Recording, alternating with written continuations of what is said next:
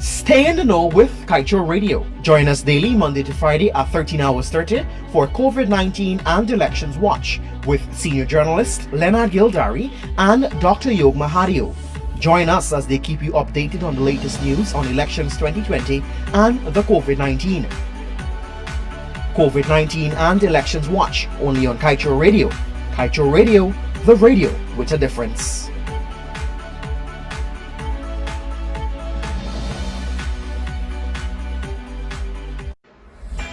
COVID-19 tips sponsored by Dexo.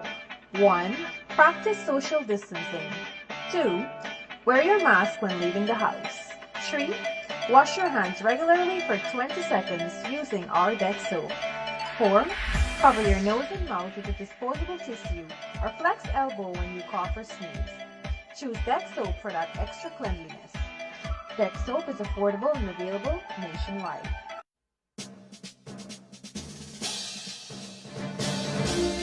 13 hours 35 in Guyana, and it is time for COVID-19 and Elections Watch. This afternoon at the helm of the program, as usual, we have senior journalist of Kaichur News, Leonard Gildarie, alongside his, he would not admit it, but his terror twin, Dr. Yog Mahadeo. They're dressed in a black and the other in white, looking just like a couple of the horsemen of the apocalypse. Good afternoon, gentlemen. Yo, don't laugh. This is a very serious day.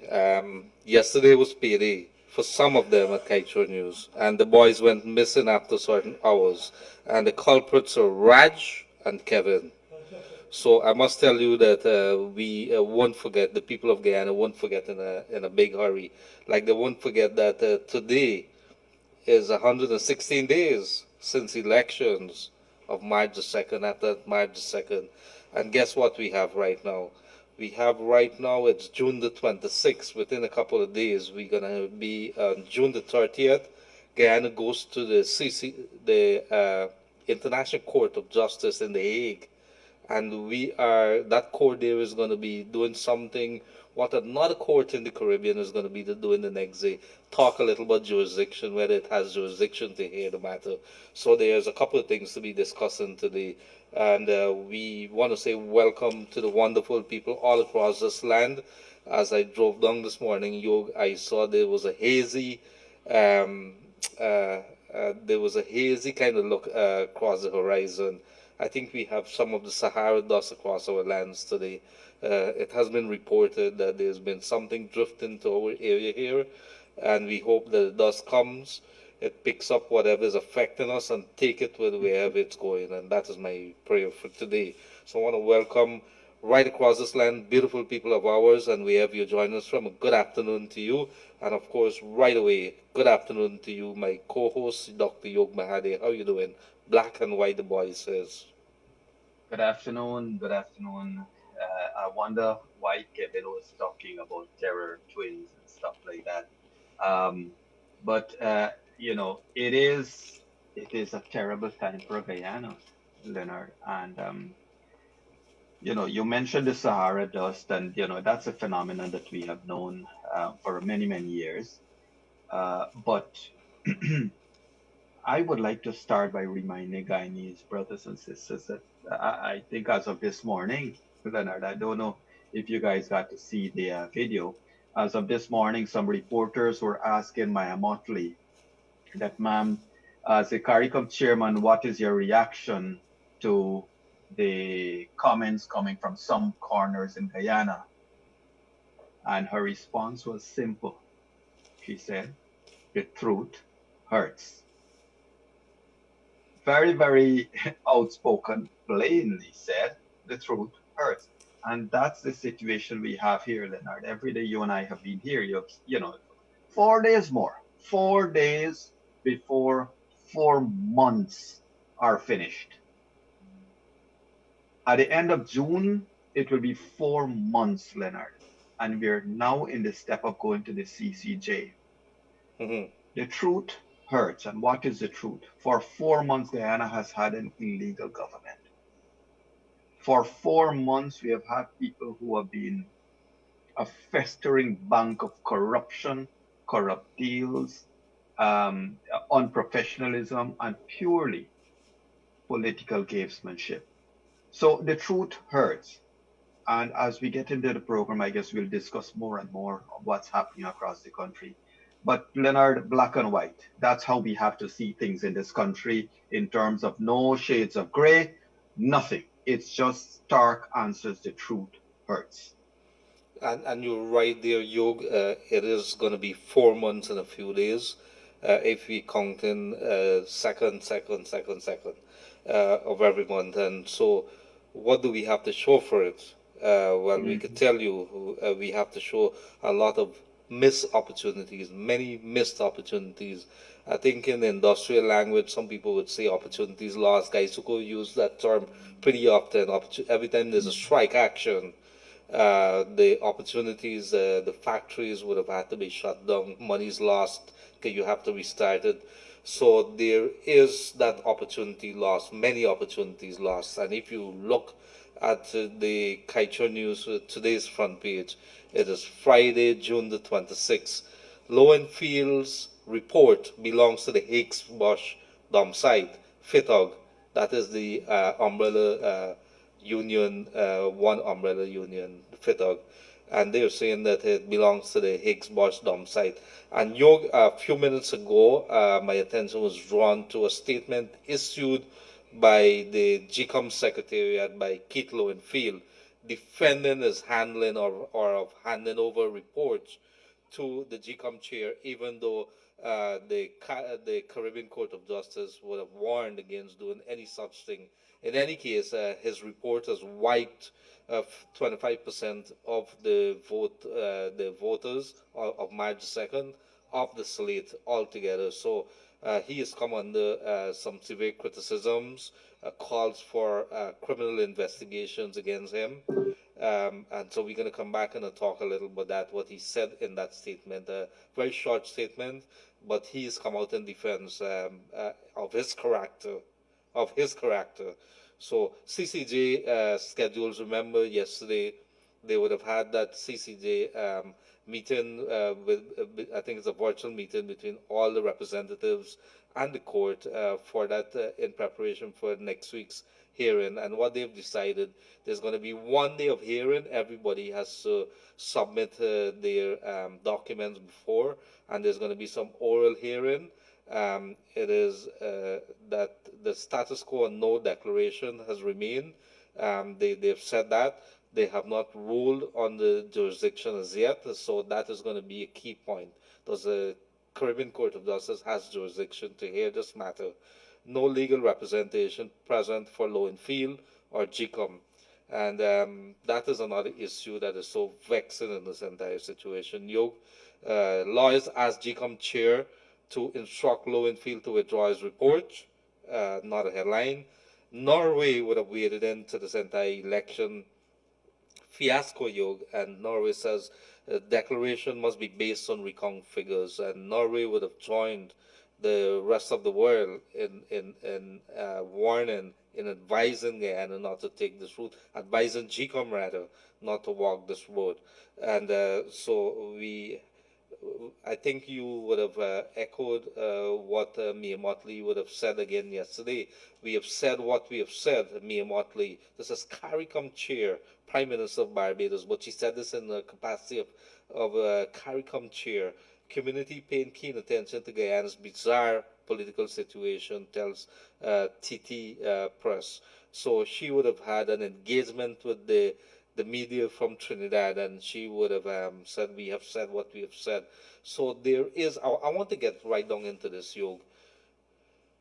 How much damage have we done to our relations with the international community? The whole world is saying something, and we are saying, not we, the coalition and its representatives are saying that the whole world has conspired with the local media, with the opposition to want to put them out of office. Well, the damage is one cannot value it at this stage. But more than the damage to Guyana, like we discussed yesterday and last night, is the damage to the people. A couple of things, Leonard. the psyche of our as a people, we are so fractured as we speak. There's so much hate spewing on social media of all forms. There's so much hate in our society. I can tell you, Leonard, it is many people are scared to go out of their homes. For what? We cannot say, but people are scared. There is so much hate that is now supplanted, and it's like when you speak, some people are making it out like as if you speak out against Apnu AFC, you're racist, and I don't get it. I don't understand how speaking out against Apnu AFC would be racist. Does it mean Apnu AFC is saying they're all of one race? So some of these things are untenable. But going back to your question, Leonard, every time we visit another country, how would they look at us? Can you imagine, Leonard, if your child gets a certificate, excels in university, and gets an international job, what his interviewers would say to him about his country? You and I know there's hardly a place you can go nowadays and you mention Guyana and people don't throw Jim Jones in your face. Well, now there is a new thing. It's a dictatorship that is brewing. It's the stealing of an election. That's the type of damage that one can never calculate, one can never evaluate, but it's going to last a long time. And unfortunately, Nana, you and I are adults, we're big people. One day we are gone. But our children, this is the inheritance we are leaving. This is what we are leaving for our children. This is what they are going to inherit from us. This shame associated with Guyana. Now, Lowenfield can say what he wants in that purported release, but Lowenfield does not have the wherewithal to also have his personal translation or interpretation of the Constitution. Leonard, I want to raise this thing for discussion today. Look, this plot of rigging these elections by the PNC, let me repeat that. This plot of rigging these elections by the PNC was set long ago, Leonard. I want to remind you when Granger said that the Chief Justice had her opinion and he has his, and he went ahead and appointed Patterson. My friend, ladies and gentlemen out there, can you imagine if Patterson was the chairman of GCOM today? Where we would have been? Think of that for a second. Granger appointed Patterson. Can you imagine? Single-handedly, he appointed Patterson. Can you imagine if Patterson was the chairman today? So this blatant script that is there for this rigging of these elections has been charted by no other than David Granger a year ago. Rather than spend their 4 times in office doing good and making everyone in Guyana have a good life and giving good governance, they have spent their 4 years only conniving how they could rig these elections. And from the NCM to now, we are seeing that unfolding. One or the other thing is happening. And Yog, I want to point out to you, your repetition means a lot to you, right? Does it mean explaining to the people of Guyana what they should be hearing? So there's a speedy response to what one newspaper would have criticized him about. Very speedy, and then there's no explanation why 25% of the vote would have been wiped out. And let us go to the statement of Keith Lowenfield today, Chief Election Officer. I've noted the contents of an article published in the Friday, June the 26th, 2020 edition of the Stabrook News. So this morning, somebody in the form of Keith Lowenfield or somebody else opened the Stabrook News, and within minutes, within hours, a statement is issued. And he is responding to Stabrook News under the caption, Lowenfield report seen as a clear act of insubordination. The source who articulated this position seems to have only read the Constitution in part, conveniently, and failed to recognize the sections that dictate the functions of the Chief Election Officer, while the Commission makes certain policy decisions and provides guidance to the Chief Election Officer for implementation by the Secretariat. I have to execute my duty as a constitutional officer, particularly in the conduct of elections. The contents of the Starbuck News article suggest that the CEO only acts as the Commission instructs and flout the Constitution requirements. At all times, I've acted in conformity with the laws, and therefore my actions cannot be seen as a clear act of insubordination, as articulated by the ill-informed Starbuck News article. Very quick to respond. He has not done anything, and while he is under the direction or the jurisdiction of the commission, he has his own law to. I don't know how to read that. You want to read Well, that? well, well, Leonard, look, is this the same Keith Lowenfield that could not be found 2 months ago when they were trying to serve him? Lowenfield has done exactly what David Granger has done. In this last week, Lowenfield has made more statements than he made for the entire election. In this last 2 months, Granger made more public appearances to the press than he did for his entire 5 years in office. So you gotta look at it. He's following a script. When Lowenfield uses the word, what's the word he used? He is what? He's not something. But he stopped short saying using the right adjective. He's a criminal. He has conducted fraud. There's no two ways to explain it. If you have conducted fraud with the aim of giving one party the benefit of your fraudulent actions, then you should be subject to the courts. And Leonard, earlier, we started by looking at what Maya Motley has said, and you quite rightly said, as soon as Maya Motley speaks, now I see somebody saying that the chairman of the CCJ is Bharat's friend. It seems like this man Bharat, only you and I are not friends with this man. Bag got a lot of long reach. Yeah, he seems like he has so many friends this man Bharat Jagdeo got. But wait, man, David Granger ain't got any friends. He has no friends. You asking the wrong man that question, Yo. Why are you asking me that question? I see APNU AFC sharing a photograph with you posing with the man, so that's why I decided to ask you. I saw the photograph myself. I think. Let me tell you what it was. The president was on our radio program last year. He was invited. He came. I interviewed him. He took a photograph with the staffers, and then we became the subject of political directives. I think it is. Everybody's saying that. I'm not sure. I would love the president to come back here. We have a lot of questions for him. The radio stands available not only to him but to all the coalition. My instructions are that it is not very, very difficult. We have nothing to hide. If you look at what the CEO says here, while the commission makes certain policy decisions and provides guidance to the chief election officer for implementation by the Secretariat, I have to execute my duties as a constitutional officer, particularly in the conduct of elections.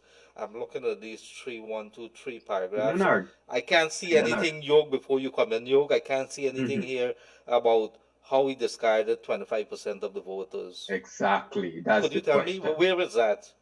Did I miss it? Yeah, that's the question. And this is the same Lowenfield that has, up to today, has not said a word about Mingo, has not said a word about Mingo's instructions to the polling officers to keep the folios and keep the books and keep everything out of the boxes and the poll bags. Not a word. Is this the same Keith Lowenfield? He seems to be having multiple personalities. So what should be the headline there? Keith Lowenfield has broken silence, has come out very upset over allegations regarding barbs to his reputation.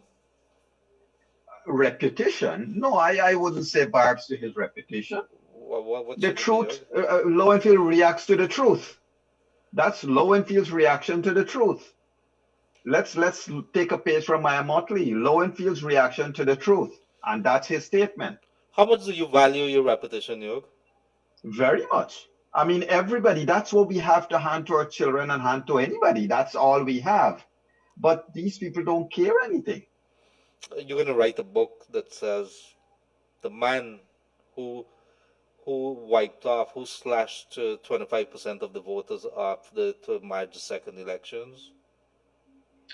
And that is indeed the headline, isn't it? Where are these votes and who gave him the authority to just burn those ballots? This script was well crafted a long time ago, Leonard. I keep repeating that. Well, Yoga, so many things to talk about today. Let's get right down into it. So on June the 30th, which is Tuesday, the International Court of Justice is going to be meeting. They're going to start the arguments on jurisdiction, whether the International Court in The Hague, which is an arm of the United Nations, the judicial arm of the United Nations, they're going to be arguing a case filed by Guyana with regards to that border issue, which has been hanging over it for years. Venezuela is claiming a large part of Guyana, including Essequibo, and we want to settle it. So the coalition would have gone to the International Court, saying that it's not going to go explore any other option except a final settlement via court that is recognized as the United Nations and have this thing settled once and for all. It is expected that the matter should take about 5 years. Venezuela, in the meantime, is saying that it does not recognize the UN as the UN court, that's the international court, as a stop, and that they prefer to have talks with Guyana. The question is, who am I going to talk with in Guyana? There's no government, and so we are headed to the international court next week, maybe minus Venezuela because they're not going to be there. They already said that, and we are not going with a government in place, Yog. So this is something that Venezuela is very much in tune with. Who do they negotiate with? The longer this lasts, the more divided that we appear to the rest of the world. The following day now, another court is going to be arguing jurisdiction again. They're going to be talking about whether it has jurisdiction to listen to the case based on the decisions that were handed down recently by the Court of Justice, the Court of Appeal, on the elections 2020. So all eyes are going to be on that. And I want to ask you, Yog, have you thought about what is likely going to be the ruling of the Caribbean Court of Justice, and what is likely to be the response of the coalition at that point in time? Yes, Leonard, and I tell you, it is my opinion that this whole big hullabaloo that is being raised about the CCJ matter is a non-matter, it's a non-essential thing. Look, it is only valid votes that must matter. You cannot have an election that counts invalid votes. It is only valid votes that must matter. But who must define validity? Lowenfield? Who must be the person to define what is a valid vote? I think we have a problem with our volume and the echo. Users are saying that too much echo and lower volume. Let them guys look at it, please. So, Leonard, the issue with validity and who interprets this word valid votes is where the crux of this whole story is. At the end of the day, Lowenfield cannot apply his personal interpretation of what is valid or invalid. If he decides to burn or to put aside 10 votes, he has to have conducted an investigation, not listen to the instructions of the PNC. This is what he has done. He has listened to the instruction of the PNC, he has listened to the instruction of Granger, and he is throwing away those votes. Now, this thing with the CCJ, it is nothing. It is for me, it is an irritant. Because ultimately, Lowenfield will, you read Lowenfield's statement. Lowenfield's statement there is saying he has not looked at anything but validity. He has complied with the laws as he read them. And so at the end of the day, you will have to get some court to translate to low and feel what the word valid means and what should low and feel be constrained to or not constrained to. Just like when them had to explain to Mingo, the court had to explain to Mingo how to comply with 84.1 and 84.2. So similarly, this will ultimately, I see the CCJ thing as a big hullabaloo, much ado about nothing, I believe, because at the end of the day, it will come down back to a man who will be unwilling to act in accordance with his prescribed duties. That's what Low and Feel is doing. So no matter what CCJ order or not, if he didn't even turn up. His attorneys did not even turn up to the CCJ. So that tells you how he views it. You are seeing the writing on the wall here, Leonard. Yes, absolutely. The Yog. So let's hope it doesn't come to that. What that is going to be compliance. That we're going to have respect for the court's rulings, like how they were respect for the Court of Appeal rulings. Let's hope that this thing is over with. We're not bothered with whoever is going to go in there as the administration, the next president. What we're concerned about is that we get this over with and done pretty quickly in accordance with the laws and in accordance with the regulations. The court is going to rule. Everybody is supposed to be respecting the court. Everybody is supposed to be respecting the rule of GCOM. So let us see how that goes. In the meantime, Yog, we are looking very closely at the COVID-19. There is a statement that is coming out from the Guyana Gold and Diamond Miners Association. You would recall a few days back, I think it was the COVID-19 task force, was looking at some options of closing mining in some specific areas, not closing gold mining altogether, but in some specific areas. And there seems to be a pushback right now by the Gold and Diamond Miners Association. They're saying that the illegal border crossings and poor border control is the main cause for the spike in COVID-19 cases in some mining area. If you look at the Aranca area and in Region 1, the Maruca area, there has been seen, although Maruca is in Region 1, which is closer to the Venezuela area, they're seeing some area. We're trying to fix our issues here. Sorry about that. They're seeing some strains that is coming from Brazil, Yog. So you have Brazil, evidence of Brazil strains of the coronavirus, which has come through, suspected through Region 9 and ended up in Region 1. So you have many issues there. There seems to be a lot of movements, although there has been checkpoints and so on. We're not sure how bad the situation is, but the miners' body, they're saying that the borders haven't been closed enough. There's not enough monitoring, and so they blame that. They don't want to see mining being closed. As we speak now, I think the gold prices are very much up. I'm going to try to get a price. And so they're fearing that if you close the mining in the area, it's going to have a continued fallout effect on the entire economy. I think that is what the miners are saying. So I'm going to try to pull up the gold prices right now. It is over $1,700. That's pretty high price, Yog. I think if you make below $1,000, say you're going to start making losses. It has remained over $1,000 for the last 8 years or so.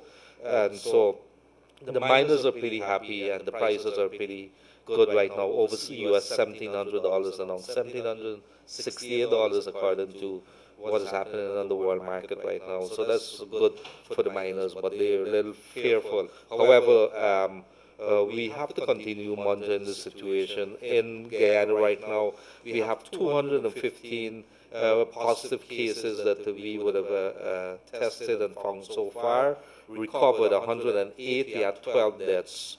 The U.S. continued to lead the way in terms of the number of cases, 2.47 million. This 2.47 million. They have recovered 765,000 persons with 126,000 persons dead. Brazil is the next country, which, as we said before, you and I would have been paying very close attention to that because we have our border with Brazil, and many persons have been coming back and forth. It has not stopped. While the authorities have blocked the Takatu bridge, they're saying that right across the 1,000 miles open border, people have been going over without coming under the scrutiny or the eyes of the authorities who try to monitor it. So we have 1.2 million in Brazil cases. Recovered 650,000 persons have recovered, with 55,000 persons dead. Hard hit is the indigenous peoples community. So we are going to continue to pay attention to that. In the meantime, the Region 1 authorities, after recording a sharp spike in the number of cases, have started setting up some tents in the area in an open playing field because they're fast running out of room to put people beds and so on. They don't have that, so they're tents and so that they're setting up there. So we are going to be paying attention to that. Before we head to the phone lines in a very short while, what else are we missing today? Is there anything big? I could tell you that the coalition have been fanning across the country.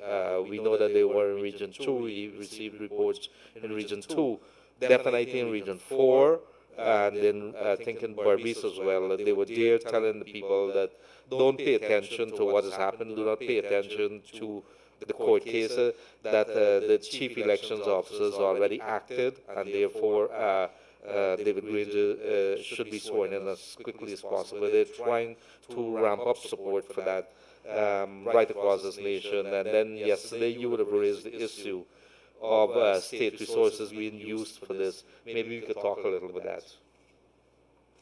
Yes, thank you, Leonard. Indeed, they have. We have seen videos of persons going across the country from both perspectives. They have gone across from APNU and the PNC perspective, APNU, AFC, PNC, whoever they are. They have gone across the country with hailers and so forth, and they are now all kinds of messaging they're giving out, but they're using state vehicles. They're using state assets, and they're going there to push an APNU AFC agenda, not a government agenda. They're not going there to help people, Leonard, to give some food stuff, to help the children who are starving. None of them. You look at one of them, I think it was Miss Ali. You look at her in a community there, right? She didn't go there with some food to give to the needy or some help. Instead, she went to talk pure politics. So that alone shows the degree of care or lack of care they have for people. They want to go to these communities, and you don't have an opportunity to talk back to them. They go there with their loudspeakers and they speak down to you to tell you what you have to hear. You don't have an opportunity to talk back to them. And that is the height of dictatorship that has now started.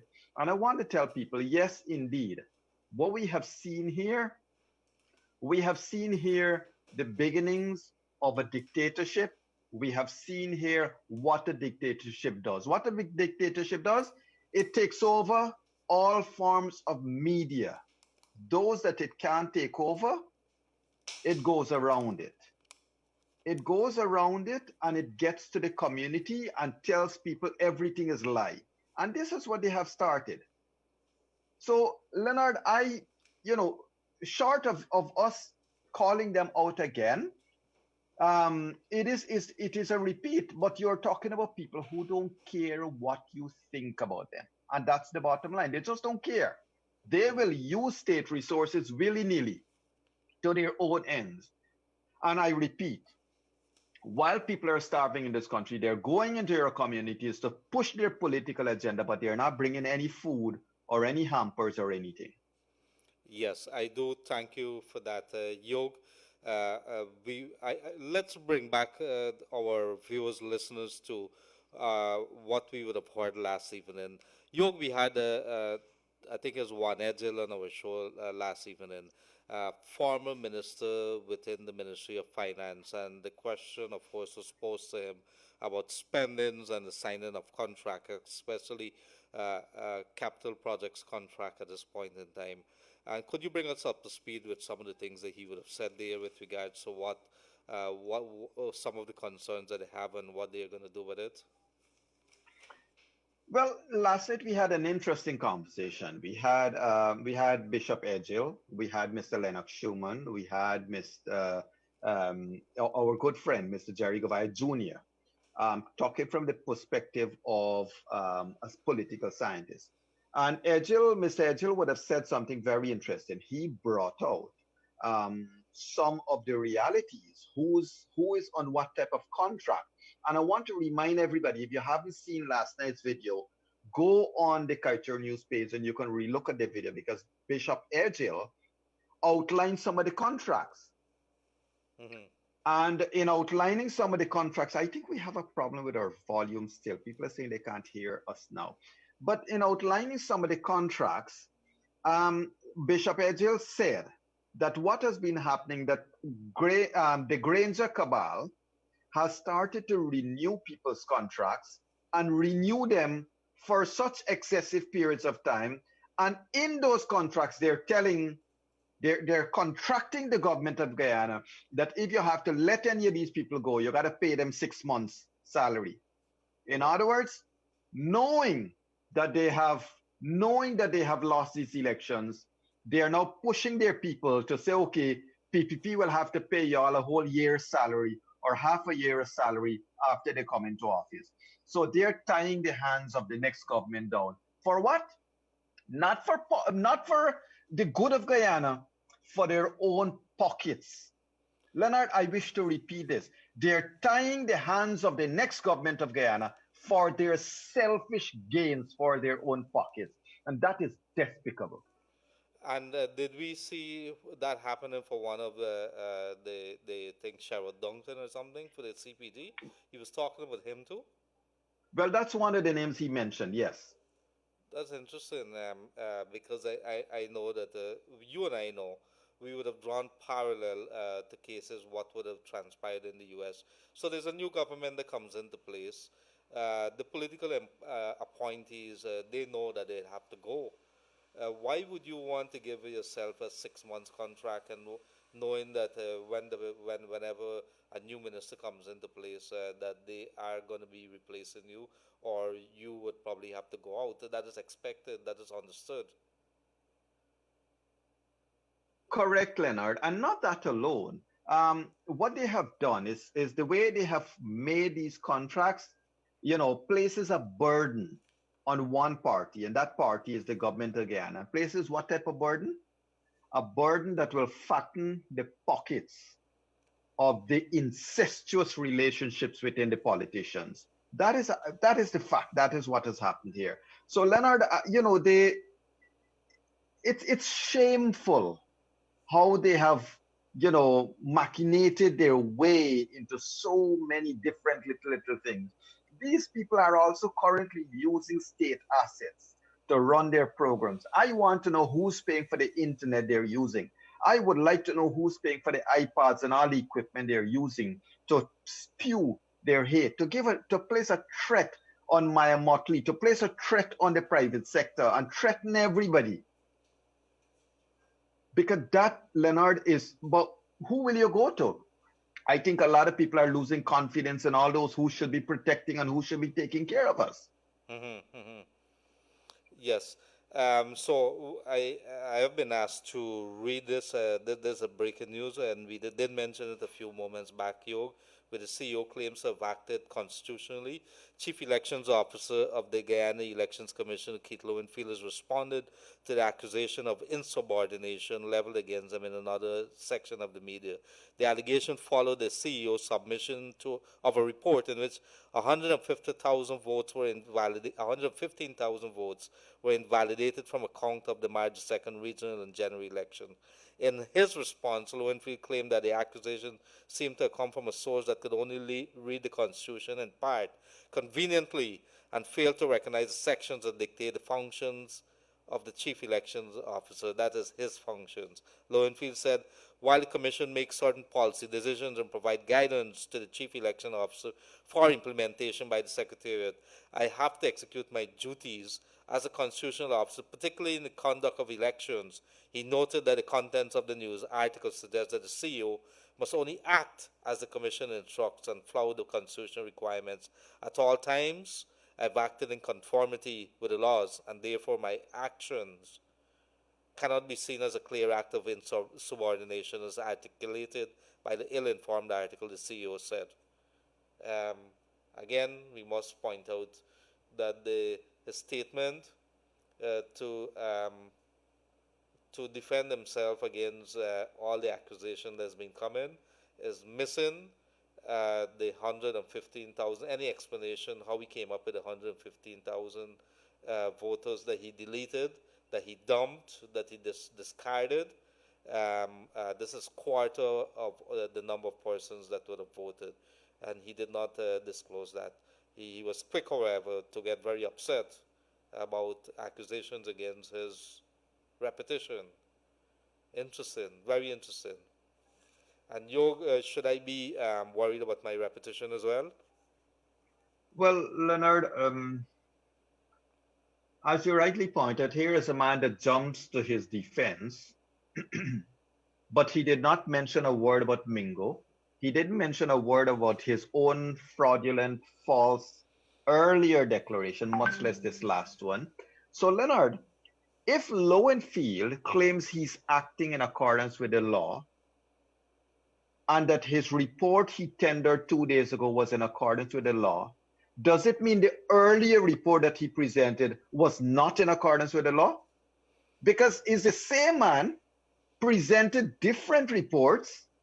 Is the same man presented another report on March 8th or 9th thereabouts? So which one of them was Mr. Lowenfield acting in accordance with the laws?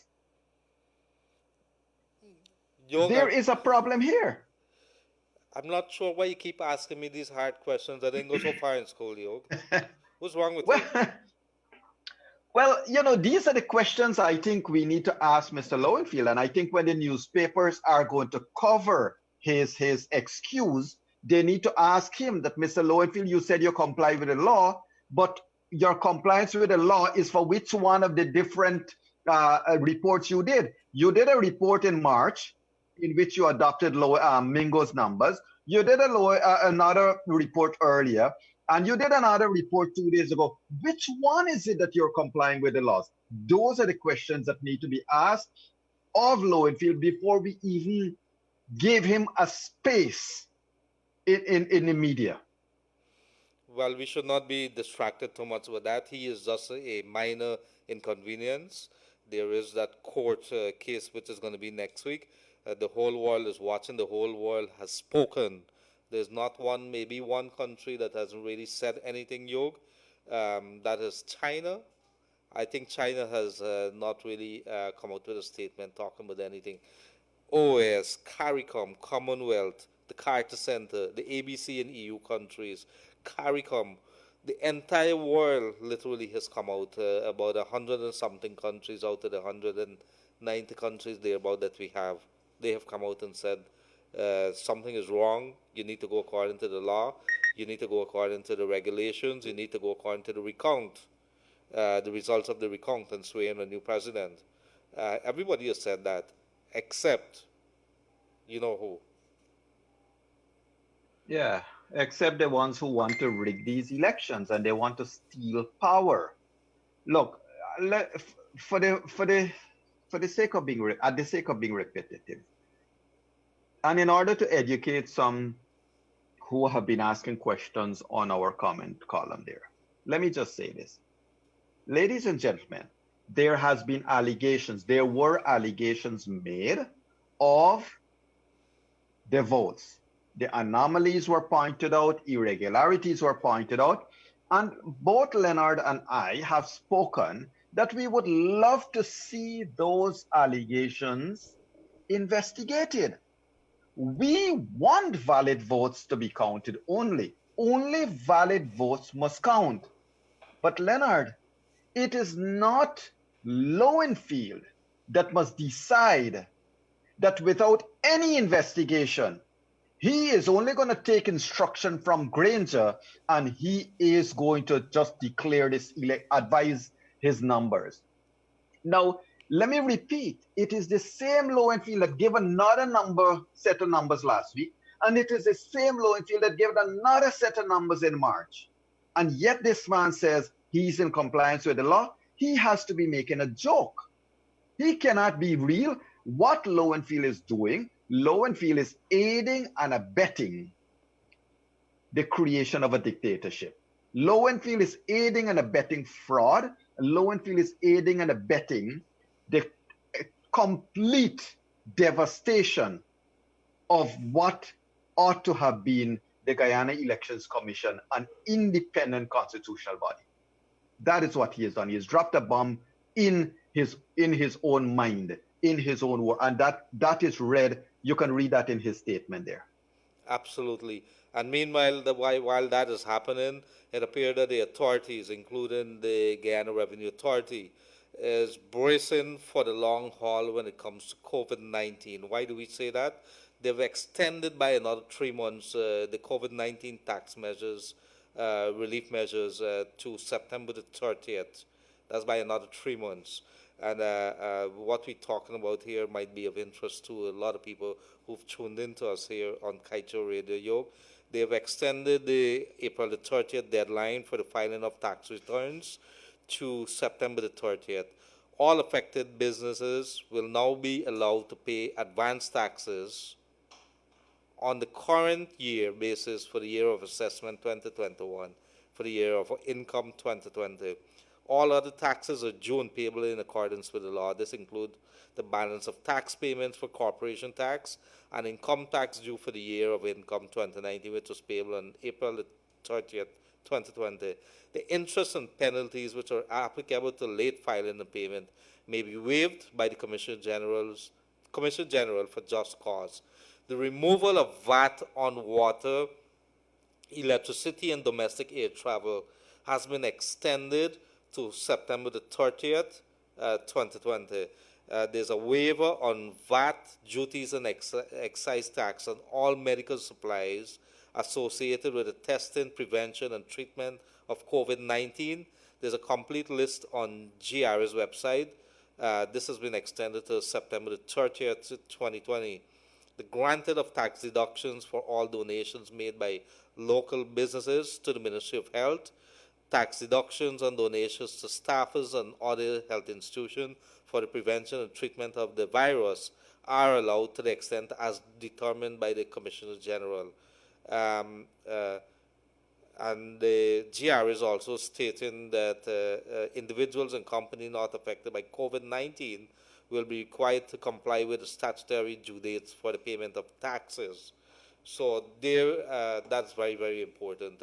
Some minor adjustments to by GRA to taxes and payments and the waiver of VAT there. So we could probably repeat that a little later.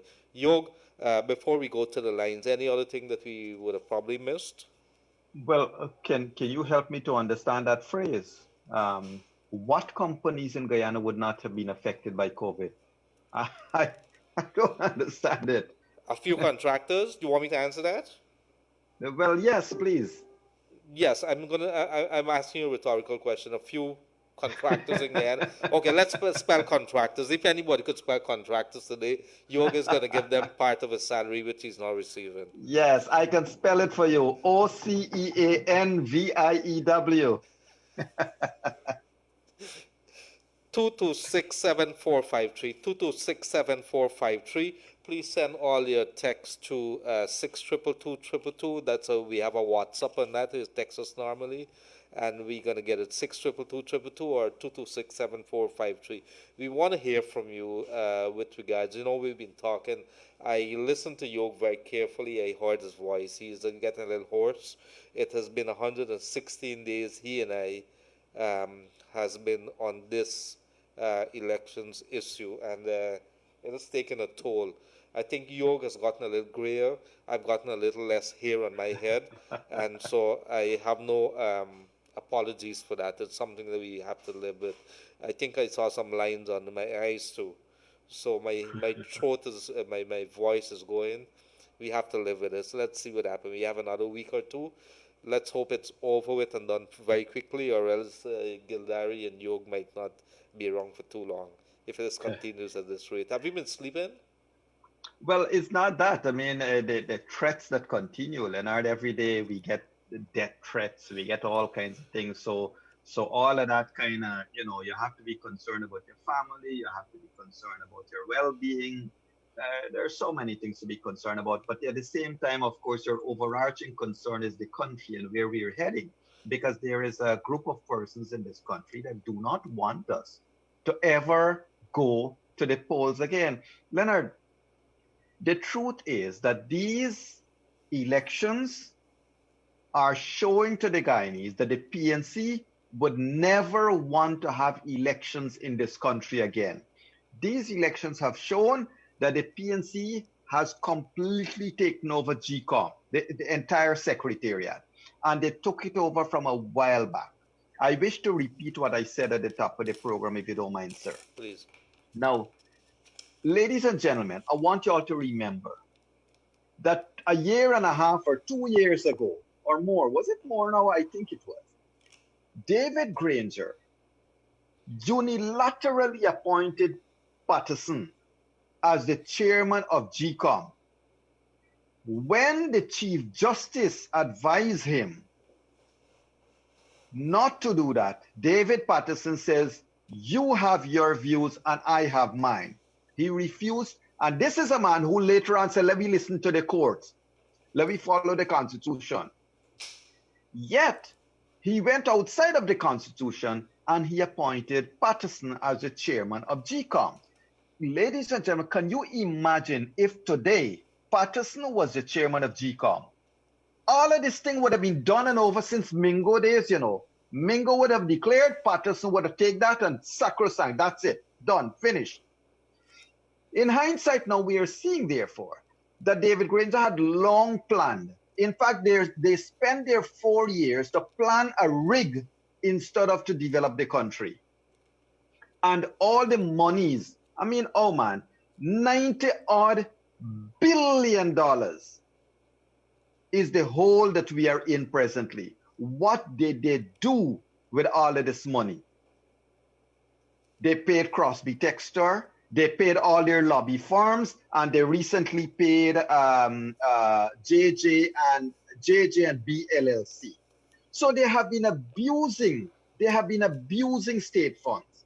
And Leonard, people need to remember, let me repeat that thing. People need to remember that APNU, AFC, PNC, under the head of Granger, planned this rig of these elections many years ago. That's how they had Lowenfield and everybody there. And I'll tell you, I still will repeat it and will repeat it over and over again. That's why he appointed Patterson. Because if Patterson was today in charge of GCOM, this election would have been long over and the dictatorship would have continued. So ladies and gentlemen, we have to remember these things. And they now are saying that regardless of what you feel in this country, regardless of who you voted for, APNU AFC is going to win, and they will win and win and win. So really what they're saying, Leonard, we must never have another general elections in this country. David Granger will be a president for life.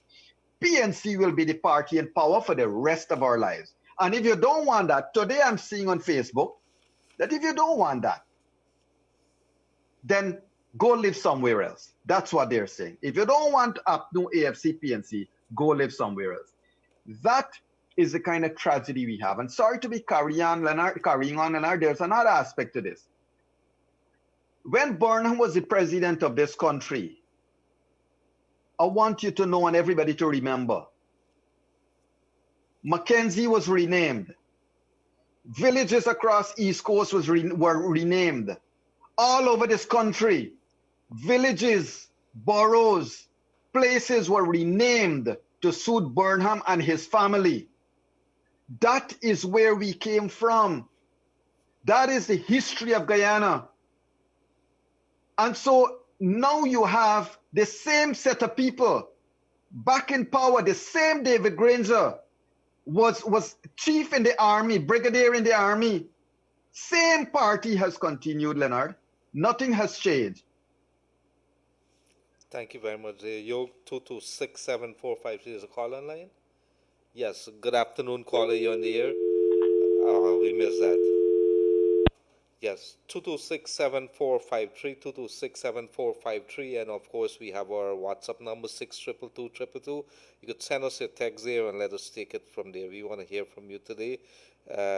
So in the meantime, let us see if there's anything that I could read to you.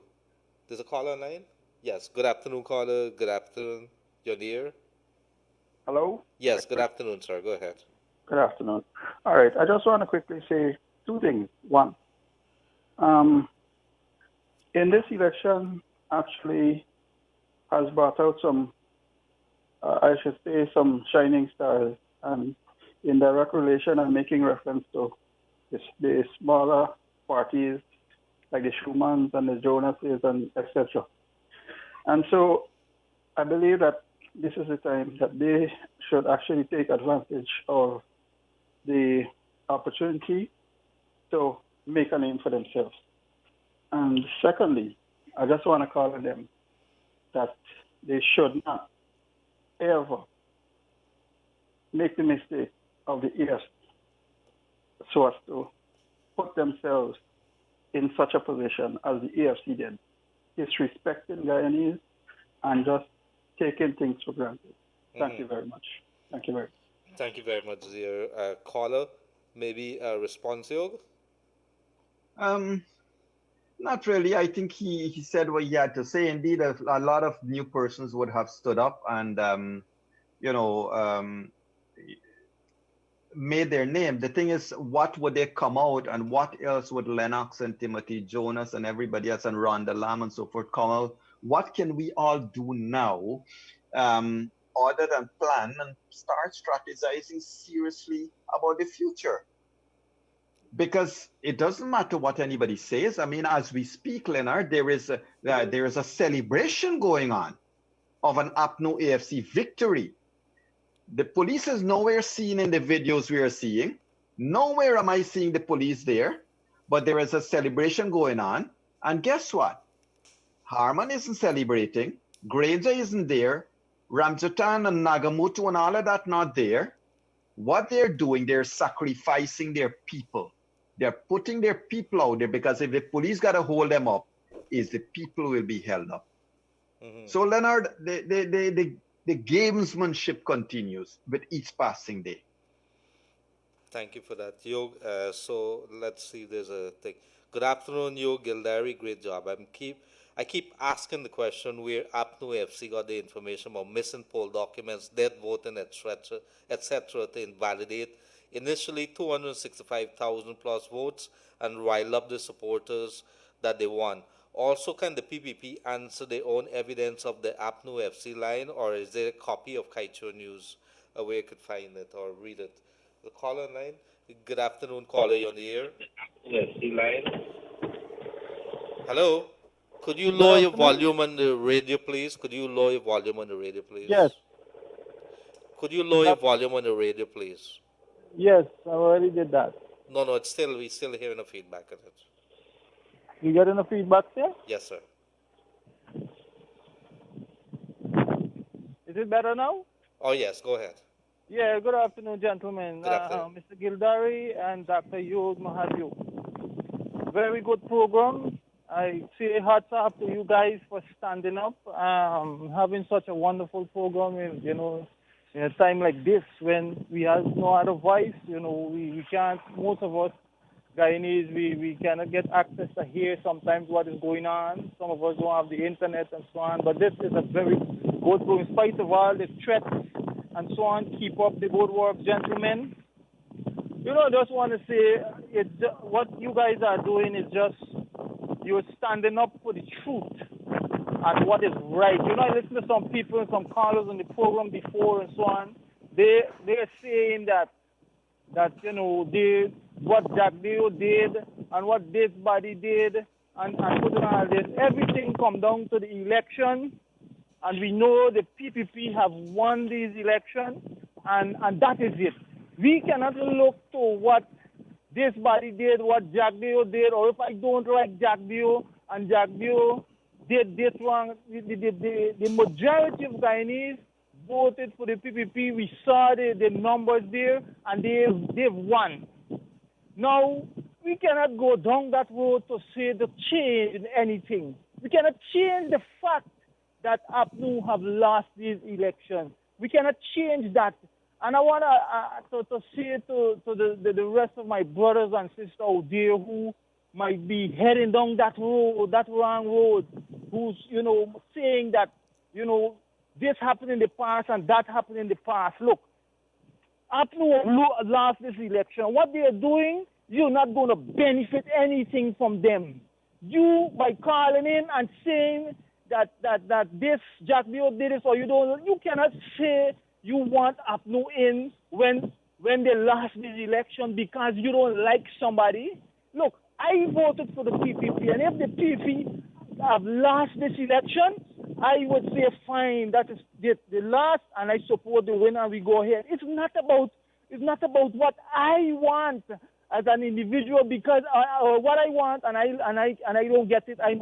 Nobody else can get it. It is really bad. Look, I cannot support Mr. Granger with what he is doing. It is really, really. I only hope that this situation be over with very, very soon. I do hope the international community can pay serious attention to this and let we get a close. I believe that's where it gotta go. We gotta get these international help, the Americans, the UN, and so on to come very hard, hit this coalition very hard. Mr. Yog Mahadeo, Mr. Gildarie, your bravery, hats off to you guys. Continue speaking about the truth. One more thing, I want to call on the religious groups, the Christians especially, those of you who be quiet. You are a part of what Granger them is going on with. You are a part. Speak up for what is truth. You cannot support something that is wrong. God would not support what is wrong. You are a Christian, you're a leader, you're speaking to people. What you will tell those people in your church that AFC win because somebody are pretending to go in church and kneel down and saying that they're a Christian, and you want to support that? Antichrist. You're antichrist. Stand up for what is right. Do the right thing. God is truth, and in him, God is light, and in him is absolutely no darkness. Speak, stand up for the truth. Let your people know. I'm very disappointed in all those Christian leaders who especially the ethnic relation head, who's staying quiet and not saying anything. Dr. You, Mr. Gildarie, could go on, but thank you for the time allowing me to say what I have to say, and enjoy the rest of your day, gentlemen. Thank you very much, caller. And we are going to go to a few messages again. We have a 6222222. You could send your messages there, and we're going to try as much as possible to read them. We have been receiving a lot of those messages. Good day to you too.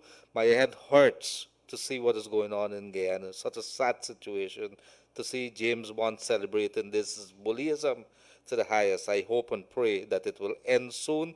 But seeing this is telling us they are starting up the people. So that is coming there. Let me see. Good day, Yog Leonard. I have one comment on one question. I would have felt good if the APNU camp that is spanning out all across the country to spread falsehood if they had taken hampers to those people.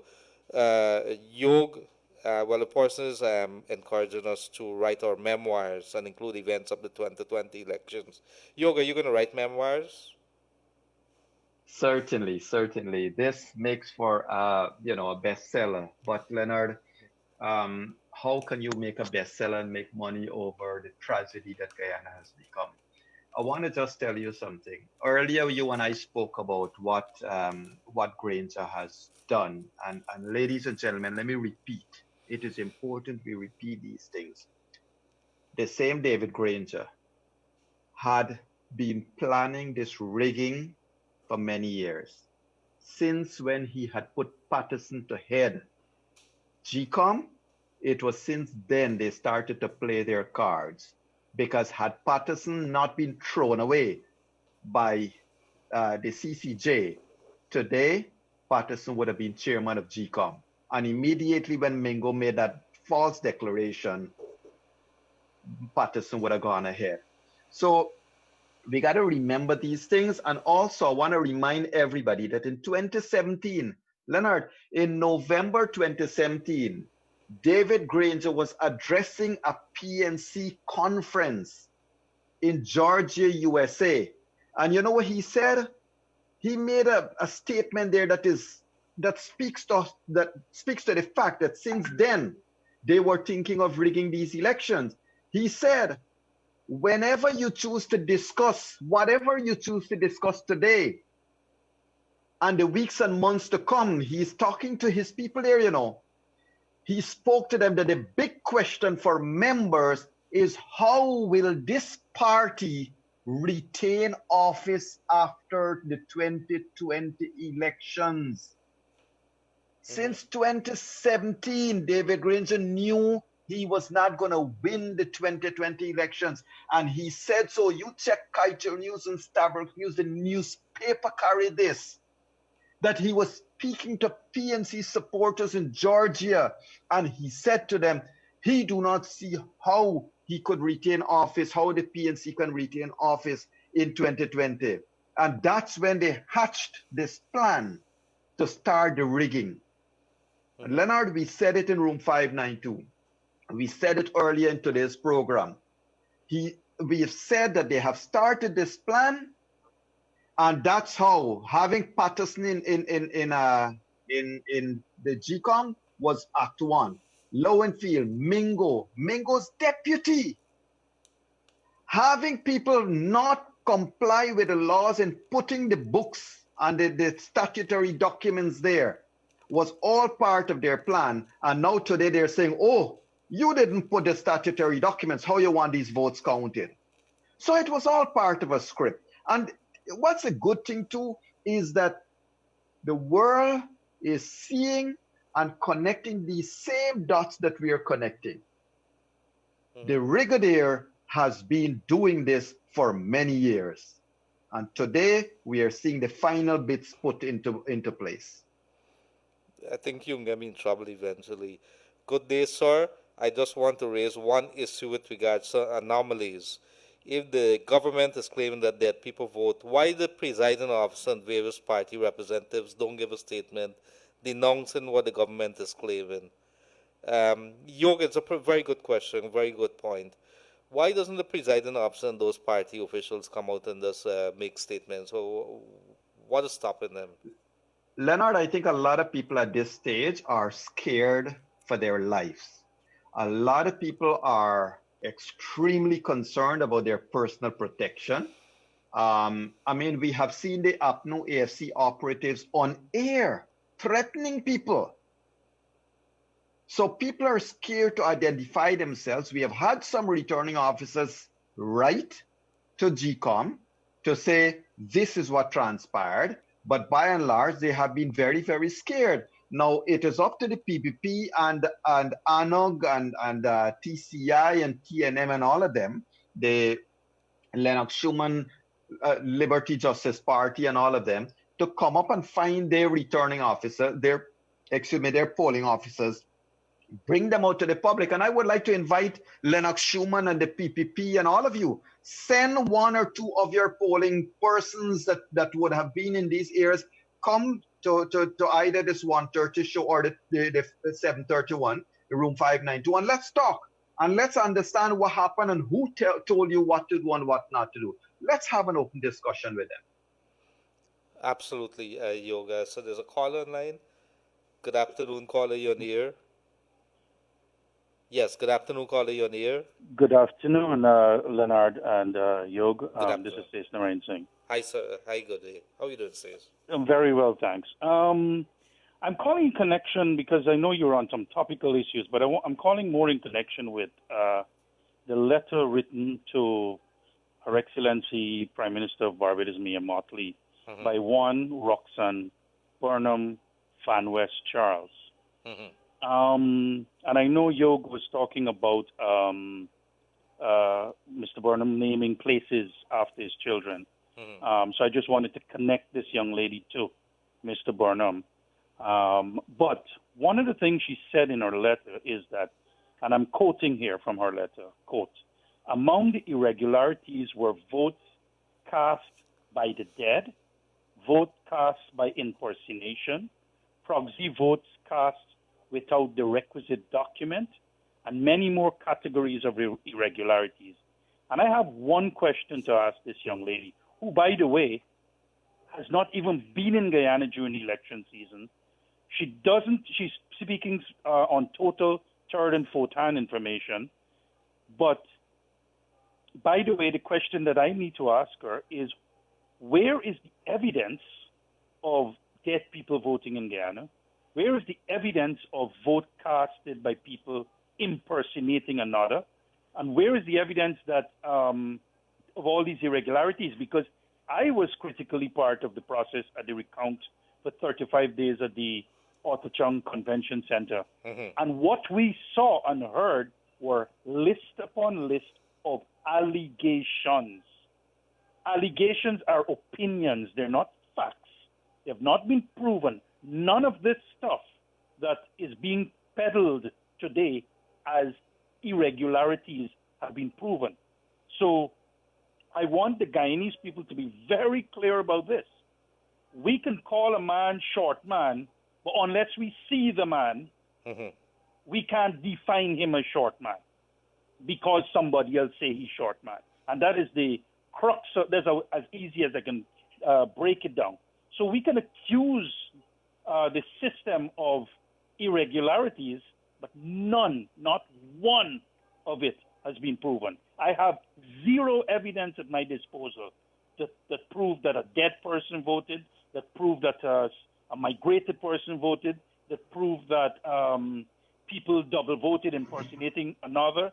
Because in the polling station, there's something called the folio, which has the photograph of every person on that in that polling station who's allowed to vote.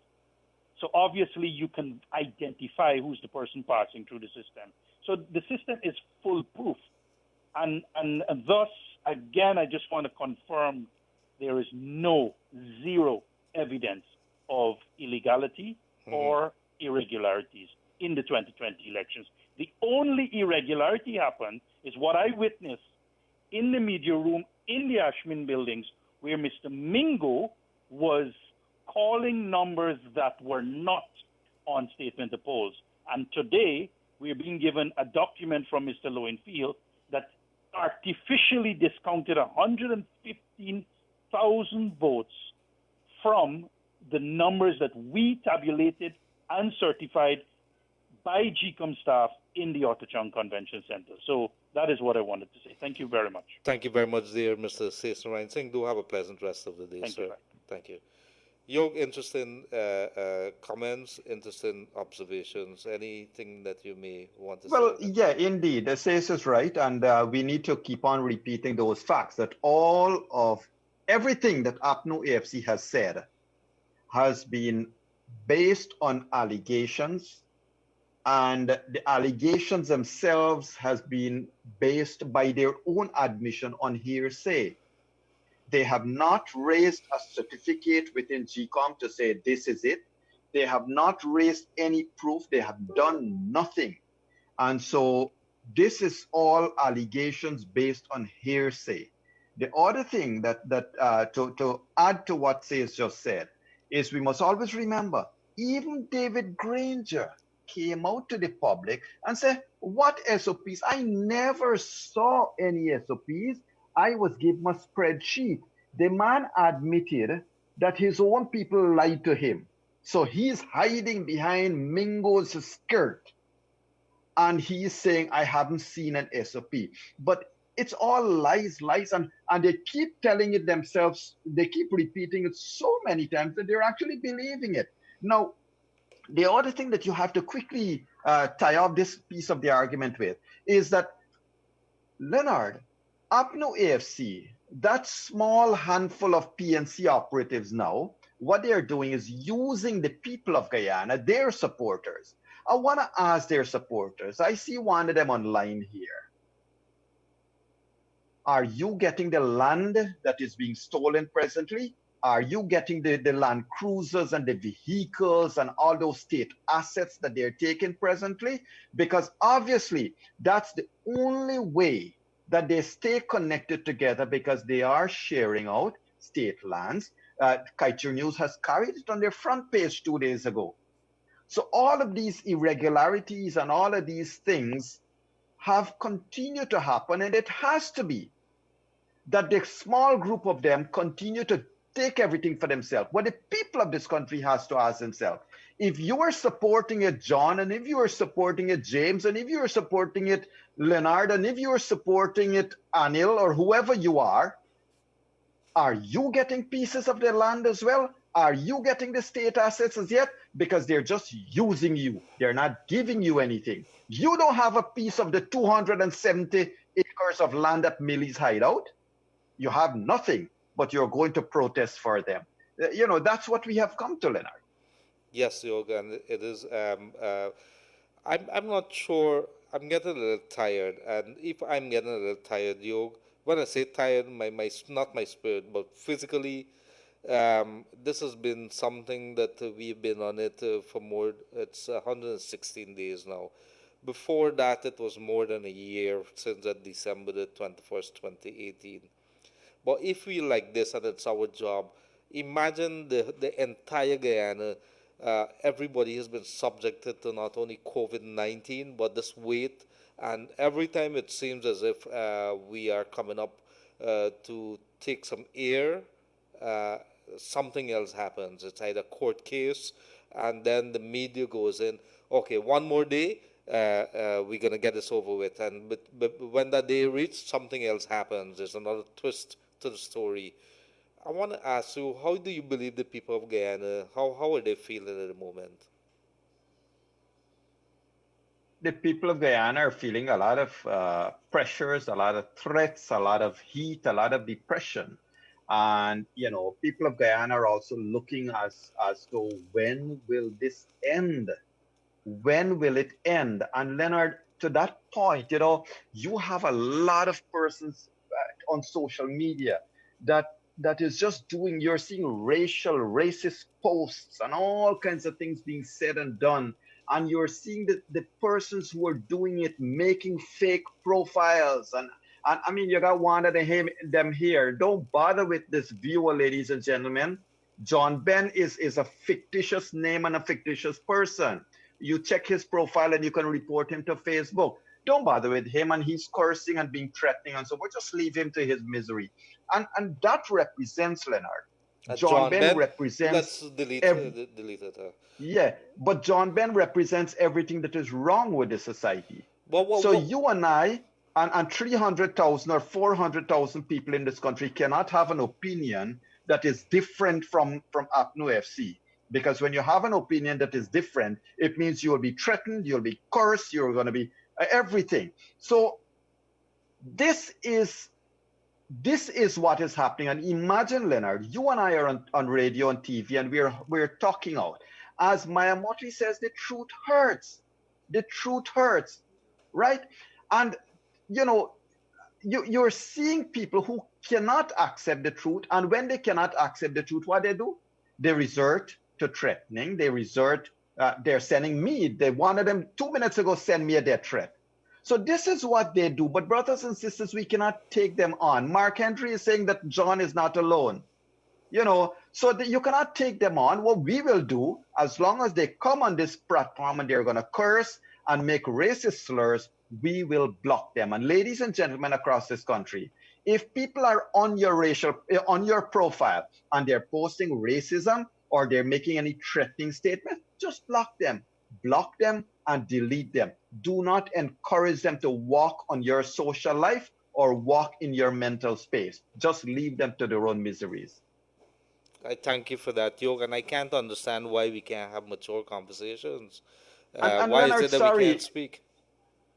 sorry, my brother. I really forgot to mention this. Sorry. And so, going back to something you mentioned earlier, to which I commented about the letter from Burnham, I want to remind everybody that years after Burnham has died, not one of those beneficiaries have today spoken out, and they're occupying top places in the government. Currently, they're occupying top places in this government. The Burnham's ghost is not gone. It is very much there within the corridors of power. And ladies and gentlemen, go and read. There is a book written by Jesse Burnham, Beware of My Brother Forbes. Go and read. To all those who are talking about the killings and everything, go and read A Morning After by UC Koyana, and you will see why the APNU AFC government did not hold a commission of inquiry into all the deaths. Even Jagdeo, to his credit, challenged APNU AFC government, have a commission of inquiry into these deaths. All these extrajudicial killing, have a commission of inquiry. They never did, and they could not have done it because their own people would have been exposed, Leonard. Yes, And sir. nobody's talking about these things. These things have to be exposed. So we had some comments now. Hi, Leonard. I just wanted to endorse what Yog was saying. If Patterson was the chairman, the elections would have been run and finished, and Granger would have been back in government the very next week. Thank God. That's from one person. Let me see if there's another one. There's a caller online? Yes. Good afternoon, caller. You on the air? Yeah, good afternoon, guys. Good afternoon, sir. Okay. What I want to see is to Moses Nagamuti, the Prime Minister, former Prime Minister, attacking the U.S. government and the from CARICOM and the Commonwealth. And so I want to tell you that if the U.S. people kill Mr. Moses Nagamuti, if the U.S. people kill Peter, how you going to go and check up on your battery hard? It's supposed to be the last person to talk about the U.S. You're telling the U.S. to stay over the guy in the business. Tell the CDC give back the people the $473,000. Very good. Any other pointer? Hello? I think we lost that call there. Good afternoon. And Yog, it is indeed true. I think over the years we have seen many criticisms about our officials going overseas to take treatment, medical treatment. The country pays for it. While our people, there's such a hard time for many persons suffering from one thing or the other, not even getting to go overseas, but we're subjected to go to the Georgetown Public Hospital, which indeed has improved. We are forced to probably take some dollars. It's a lot of running around to even get a few dollars. If you know the amount of hoops that they have to jump through, Yog, it's unbelievable. You could come into Kaichur News a day, and you would see how many persons come through the doors or pick up the phone and they call Kaichur to talk about what is happening, what they're experiencing. And so the caller is right. We have leaders who've been jumping on planes whenever they have an issue, while the rest of Guyana has to be subjected to whatever we have here. It is something that we have to live with. Yet when it comes down to delivering on promises, never. They have not. So the people are judging you. People are paying attention. There's a caller online. Good afternoon, caller. You're in the air. Hi, good afternoon. Good afternoon, sir. I've been listening to the program almost every day. It is bothering me, especially because these persons who are creating the trouble are labeled Christians. Mm-hmm.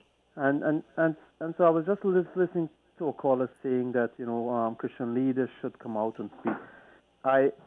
I am a Christian leader. I've been a pastor for many years. One of the things I want the listeners to understand is this: lots of people walk in and out of the church. That doesn't mean they are Christians. It doesn't mean that they believe and practice the principles found in the Word of God.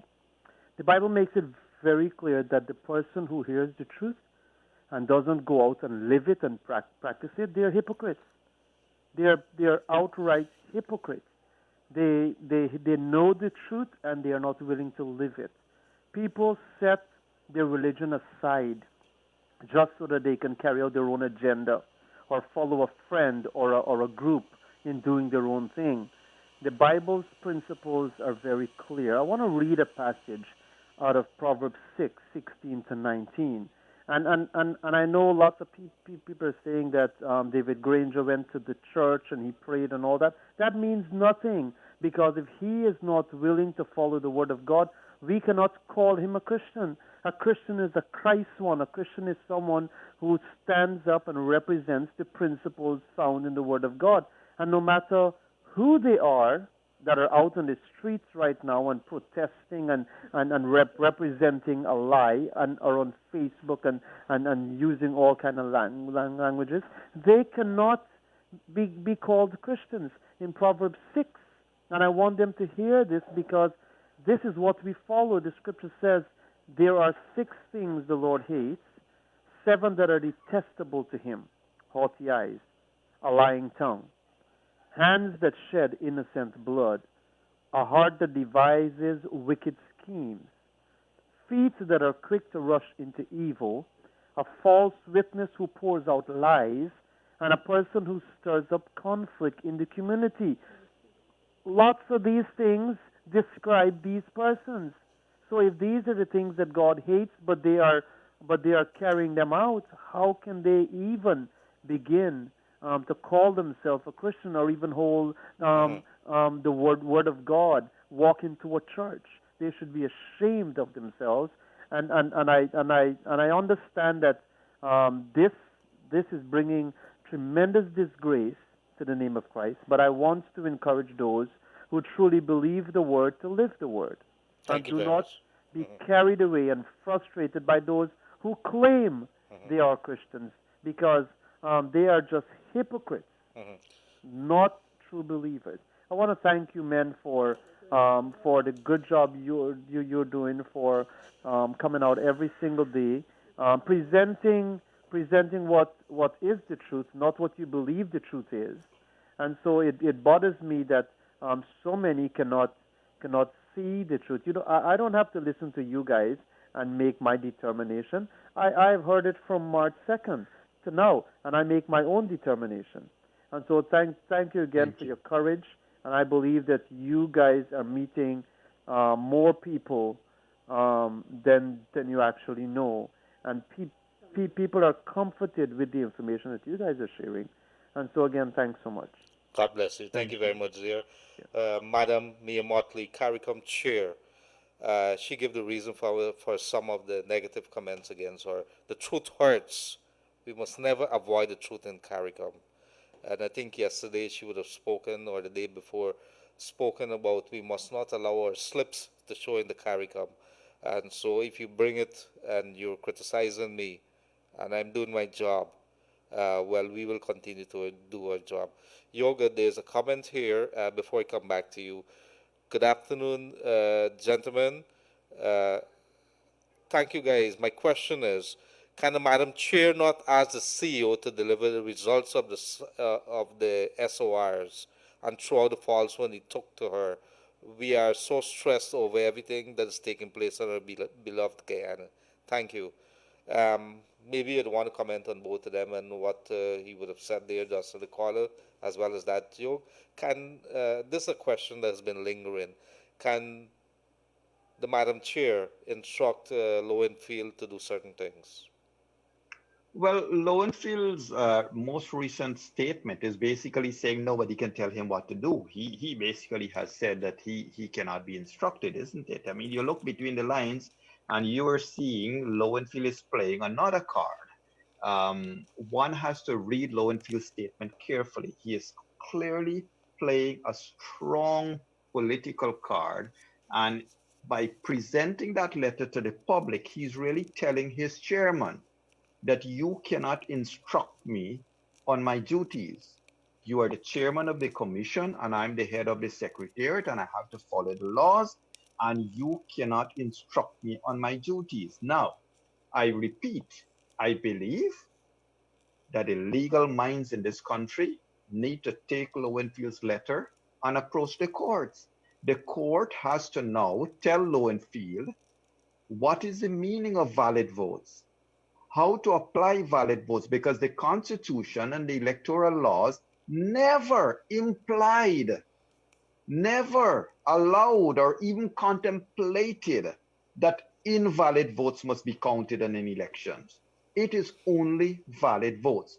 The opposition, the stakeholders in the political process, Mr. Jonas and Nandlal and all of them, need to take preemptive action. They need to now go on, because Lowenfield's statement is a statement. He is saying, the chairman cannot tell me what to do.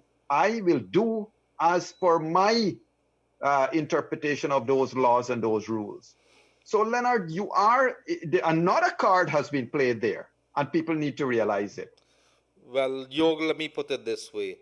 Is either you delusional, me delusional, or he delusional? Because if that is the case, I think this issue was raised sometime by the lawyers that we would have had in room 592. And this thing is very, very simple. Had the laws or the Constitution of Guyana says that Lowenfield could have done what he wanted to do and to say what he wanted to say, then there would have been no need for elections commission. In fact, there would have been no need for voting, and somebody out of the blues could have been named the chief elections officer, and maybe there's a chairman somewhere along the line, and he comes up and says, you know what, today let me name Yog Mahadeo as the president of Guyana because he has won the elections. We don't have any need for any elections. It doesn't work that way, Chief. There's a clear procedure. Correct. You have to comply by whatever figures they are, and not just name figures or take quarter the population, the voting population, or the persons who would have voted, and decide you're going to delete them off yourself. You've taken the power of God into your own hands. I think you could say that. Right. Yog, you could. So Leonard, let me reiterate, because I think, I wish to make a public call to Mr. Nandlal and Mr. Jonas et al. To not take Mr. Lowenfield's letter lightly. And also, Leonard, here is where Lowenfield has dealt a card that is political, and here is where it can be defeated. So Lowenfield is saying that he has executed the laws and stuff like that. However, it is the same Lowenfield that presented different figures last week and different figures in March.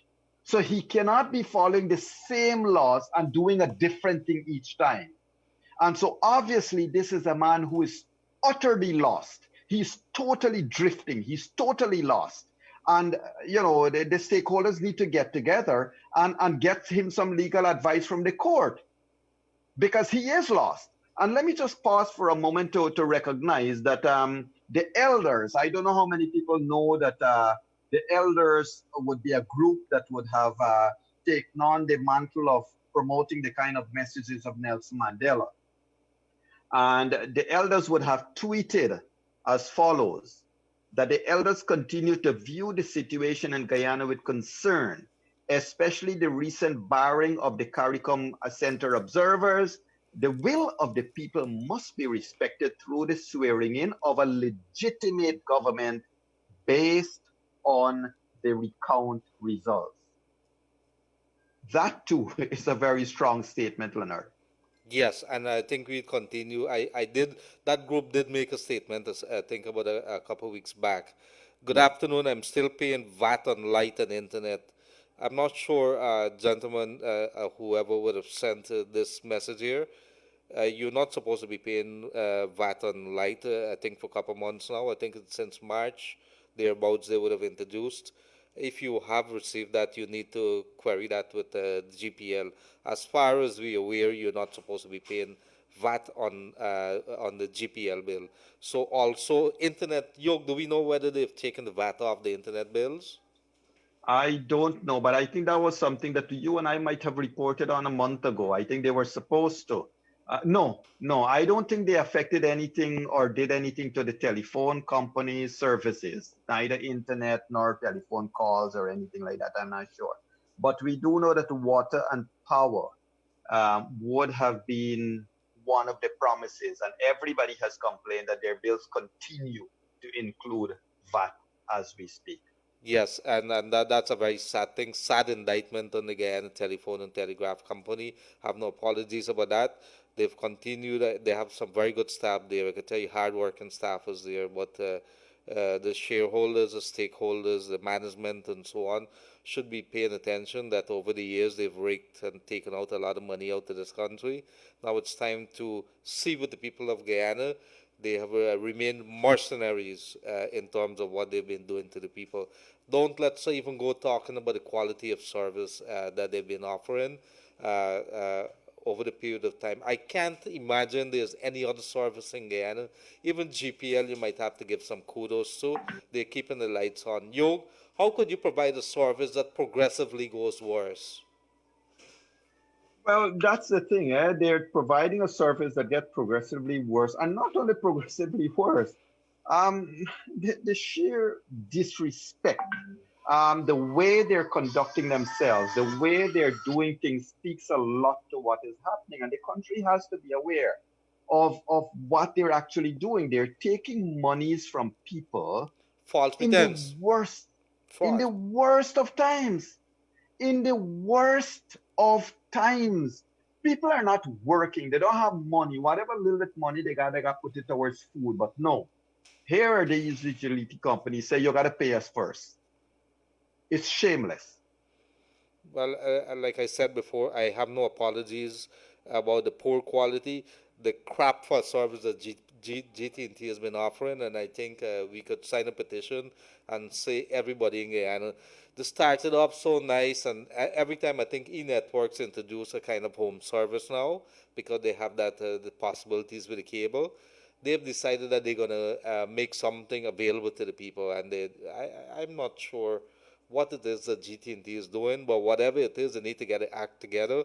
I would be very glad to see five other companies come here to compete with them, because it's absolute nonsense at this point in time in 2020 that we have to put up with one company who has run, I think this is a Western term, Yog, roughshod over the people. Roughshod Hmm. over the people. So there's a caller online. Good afternoon, caller, you're on the air. Put up with one company has run. Yes, good afternoon, caller, you're on the air. Could you lower the volume of your radio, please?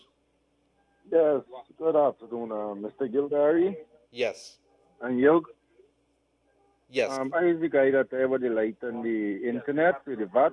yes, sir. Yeah, they had it over for the news saying that light VAT will come off for light and water. And the same thing for the past couple months I get in the same I prepaid. I think you could send us a copy of it on here, but also you have the right to query with GWI as well as GPL with regards to why you're paying VAT. They have to take it off. They have issued, I think it's the Guyana Revenue Authority, Yog. I think it's the Guyana Revenue Authority that Yes. has had issued that notice. It was a measure that they've taken with regards to COVID-19. So you have to query with GPL why that is happening.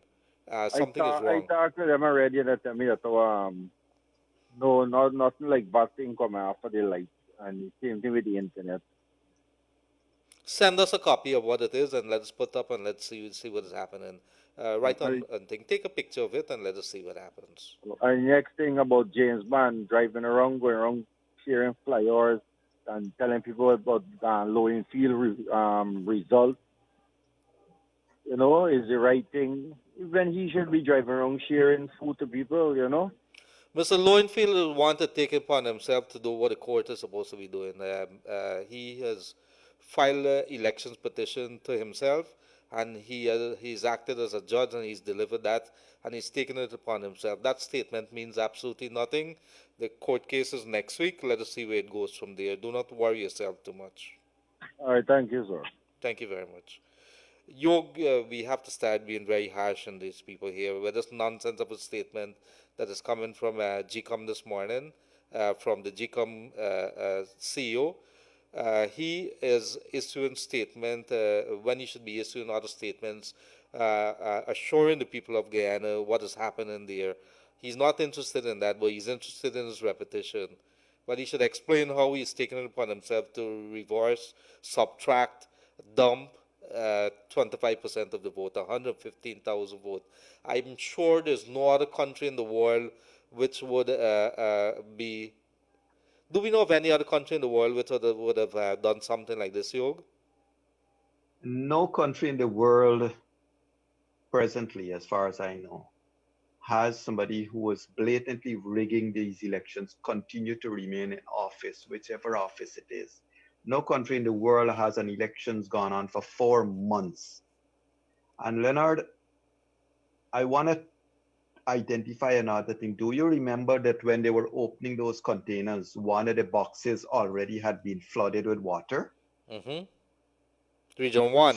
From Region 1. Yes.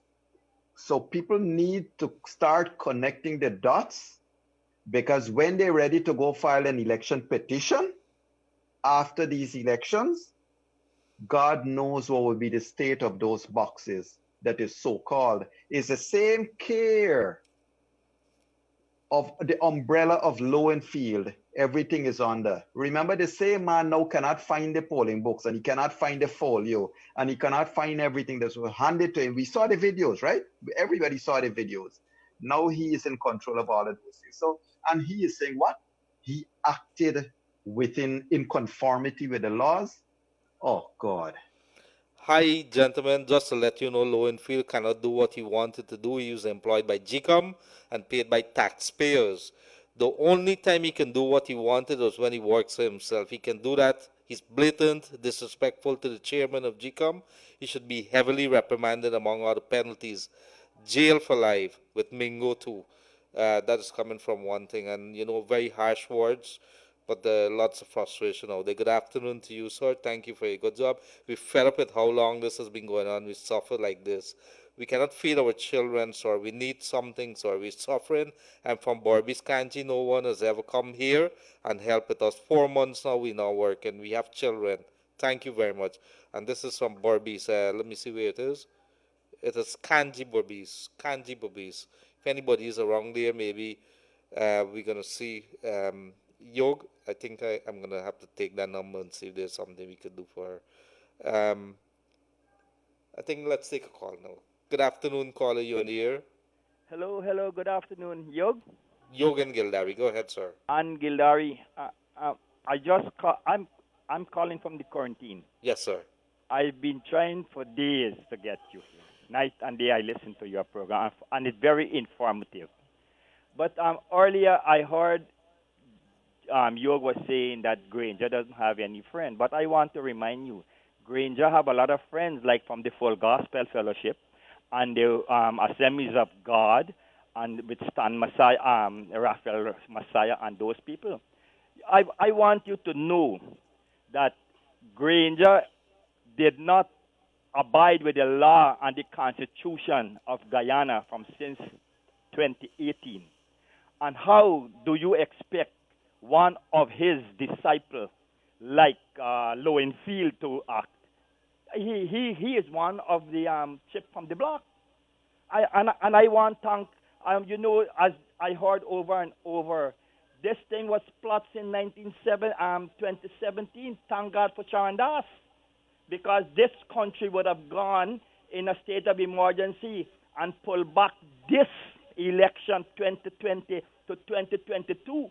When Felix would have all his domination with the Venezuelan and the Nigerian and the Brazilian and all kind of things. But I want you to know that God, I'm a Christian, and I follow these Full Gospel people.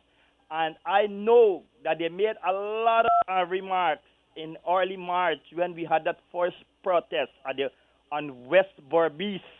And they came out and called PPP all kind of demonic activities and demon. But I want them to know that we are standing on the right side. And now we as Christians, we need them to come and voice their opinion.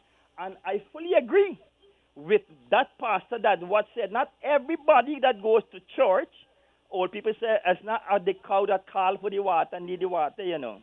But I need them to know that they are silenced because they got position in the housing department and the ERC and GPO and all kind of things. You cannot be a spiritual leader, whatever, Hindu, Muslim, or what, Christian or what. You cannot be aligned yourself with political parties, especially the APNU. You cannot be biased. We have multiracial Christian here, Hindu, Muslim, we got Indians, we got Negroes, we got Amerindia, we got Chinese. You got to be careful what you're doing. Right now, in the church is the racial division. Right now, you can feel it. I am here, I've gone through, I have lived through the Burnham regime. I've lived through the Height regime, man. I know about rice flour. I know when we used to drink sweet broom tea. I know when we used to boil great cassava and make roti or wherever. I know about it. But here, God is in control. Come the 1st of July, we will have the right president swearing. Thank you, bro. Thank you very much there. And as we on a roll right now today, Yog, let us talk about the two-man Guyana Human Rights Association, GHRA. Very little word coming from them there. If you're listening, wake up. You need to say something.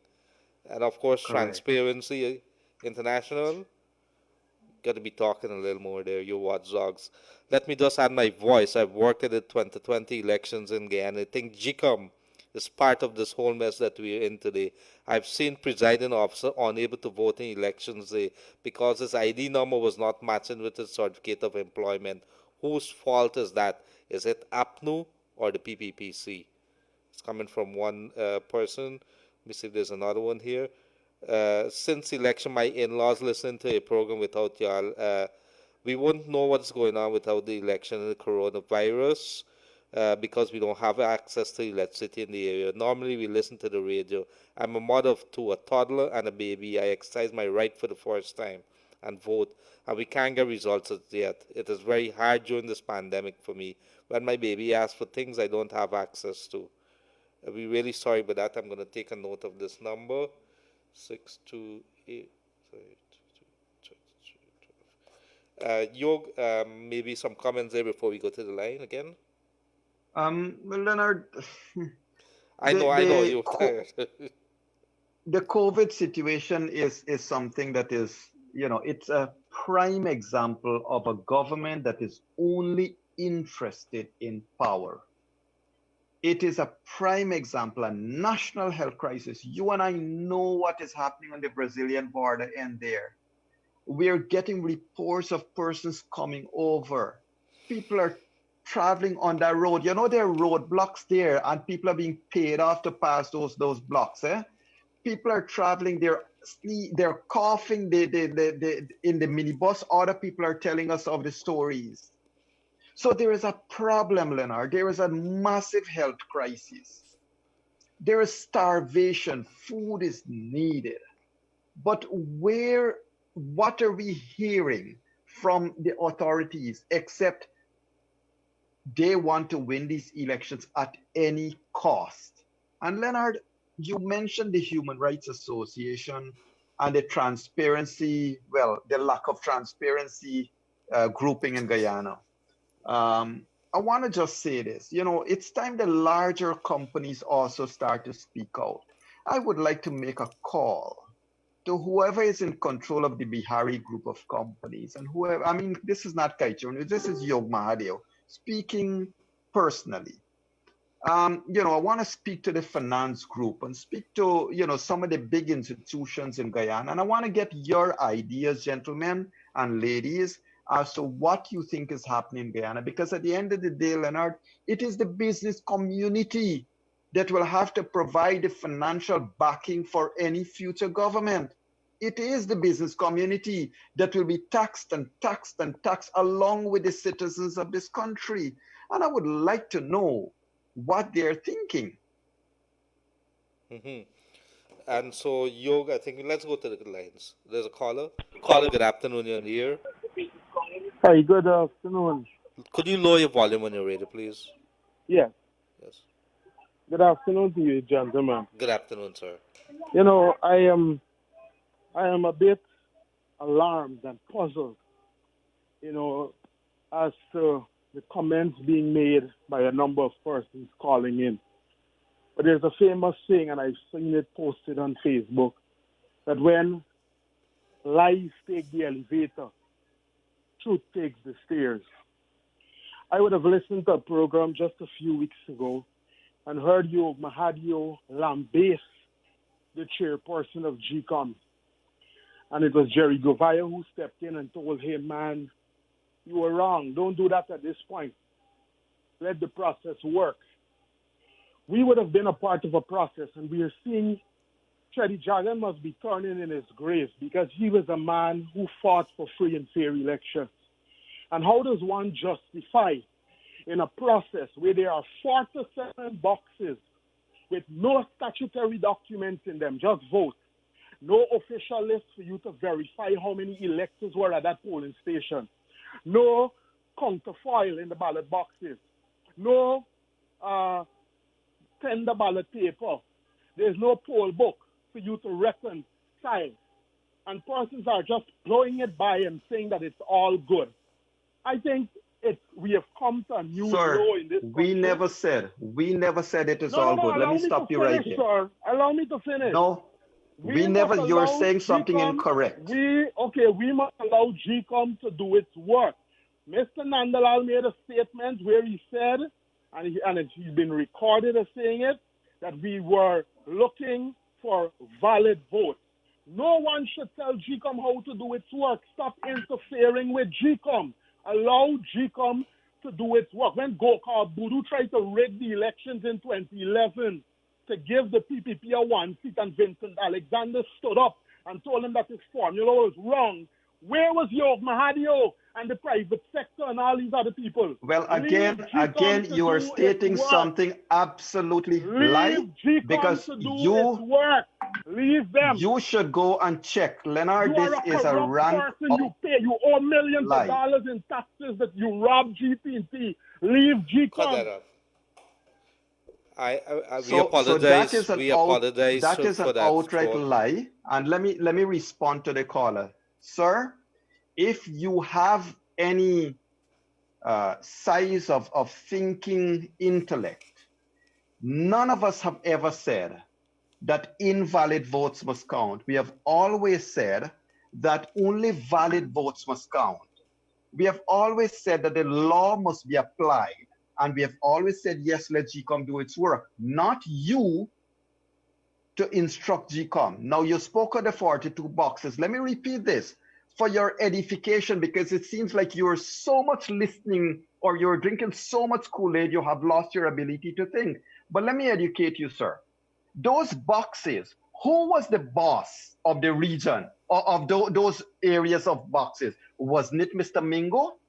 Wasn't it Mr. Mingo's deputy that wrote to those polling officers and said, do not put the statutory document in the boxes?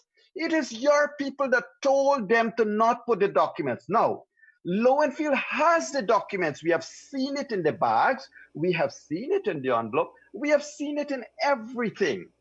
So how Lowenfield now can't find it? So you ask yourself, sir, who really have caused those votes or those books and folios and everything to go missing? In addition, I do not know since when you would believe that Kaichur News or me or anybody was silent during the 2015, 2014 times. You obviously need to educate yourself. Go and read. Petitions were started by yours truly back then. But you don't know, so let me educate you. And by the way, sir, I hear you mention the telephone and telegraph company. Have you ever seen the company reported that it lost anything on my watch? And go and Google Yog Mahadeo name and Google what the company wrote about his performance at the Securities and Stock Exchange. Go and do it And before you venture to put your foot in your mouth, as you seem to love to do, ask the company for a statement. I don't have to defend myself, but you're obviously bent on repeating a lie. And, the personal attack is fine. Everybody, people even killed Jesus because he was speaking the truth. So it's fine to attack the messenger. Look, Leonard, when Maya Motley came, what they did, they attacked Maya Motley. They not attacked her message, they attacked the lady. When Sir James came, they didn't attack the message, they attacked the gentleman. When Sir Ron came, they didn't attack the message, they didn't attack the message, they attacked the messenger. Now you and I are speaking, they're not attacking our message, they're trying to attack. So over and over, the lies are there. And sir, whether you want to accept it or not, the poor people of the East Coast who stood up in the sun and voted all day for you to decide that their vote mustn't count is a travesty of a worst kind. You cannot decide that my vote must not count because Mr. Lowenfield made a unilateral decision to burn my ballot. He has no authority to burn my ballot. My ballot must count. And by the way, sir, it is your party that said let every vote count. So what happened now, man? Let every vote count. Every vote must count. So there's another caller line. Good afternoon, caller in the air. Good afternoon, caller in the air. Digicel raised the SIM card from 1,500 to 2,500. Uh-huh. Yeah. At this time now they do it when people are really having a hard time. So I'd like to, if Logo shed some light on that. And the guy, Lowenfield, the people don't bother with him. He is a comedian. He should apply in America to do comedian show, and he would do very good. So I think I would apply in his name to do comedian show. Thank you. And courts too is calling down on people to pay their money, and the people that don't have money. So I don't know what courts really doing too. So everybody killing the people in the country. Yeah, they have a set of comedian who is running the country. They're supposed to be on the comedian show too. I ain't hear nobody asking for them to come on the show as yet. Where? Here? They set a comedian like Brains No. boys. We've asked. I can tell you that. But comedian does come and perform. I ain't seen them comedian performing. Oh, well, there's another issue by itself. Yeah. Okay, shed some light on the SIM card, how they could do just like that if PUC is not doing anything, and if this is the time they will fight among the poor people to pay them money there. Thank you very much. Thank you very much, dear sir. Maybe Yogi, you could talk about that. Yes, I would like to encourage the caller to pick up the phone and call the PUC. And, you can lodge a query or a complaint. And Leonard, I would like to remind everyone in one of our discussions, maybe in the future when this elections are over, we certainly would be delighted to have the head of the PUC because, she's a professional in every sense of the way. Madam Delon Britton is a professional. Della Britton is a professional in every sense of the way. And we'd love to have her here. But ladies and gentlemen, that being said, the PUC has extended its offices to many places in the country, and I would encourage everyone, if you have a problem with your telecommunication services, water, or your power services, you should make full use of the facilities being given to you by PUC. That is something you should all do. Yes, through Yog, I think the Madam Chair of the PUC, Public Utilities Commission, as the regulator, she has been on a program here a couple of months back, and she did indicate that they've gone to, I think, Esquibo, Linden, Berbice. So if you have any question, you could probably go on their Facebook, on their website, or maybe even call the officers, and they're going to tell you how you can make a complaint. So if there are issues raised, they're charging you VAT on water and light, because those are two of the companies. Even GT&T, any questions with regards, if you believe they're doing something wrong, You could ask them, and they're gonna put clarifications, or they're gonna tell you what's the procedure, how you could file a complaint. They take complaint and they liaise with GT&T. So you could be able to do that. I'm gonna try to maybe raise a number for you guys, and we could probably look at that. But in the meantime, Yog, maybe take some other calls. Yes, good afternoon, caller. You on the air? Yes, good afternoon. Good afternoon. Just want to just say concerning with Carla about interfering with GCOM. This, people they're really, really biased in this. We can't stop them. Who is the person that said they will accept the declaration of the chairman? Who is the person that is influencing, or the persons that are influencing the Lowen Field to make all these things? Who are the persons that are celebrating 3, 4, 5 times, and they're saying that we don't interfere with GCOM? That you continue to speak out. Look, you and Mr. Gildarie continue to speak out the truth. The truth is what's going to hurt, as the chairman of CARICOM, the Honorable Maya Motuli said. The truth will always hurt people.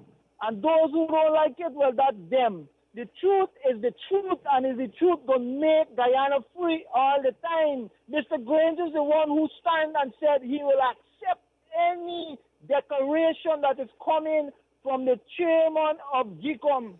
And by the time the chairman ordered Mr. Lowenfield to get it right and bring the result from the recount, they start from the other side. Guyanese, you need to wake up.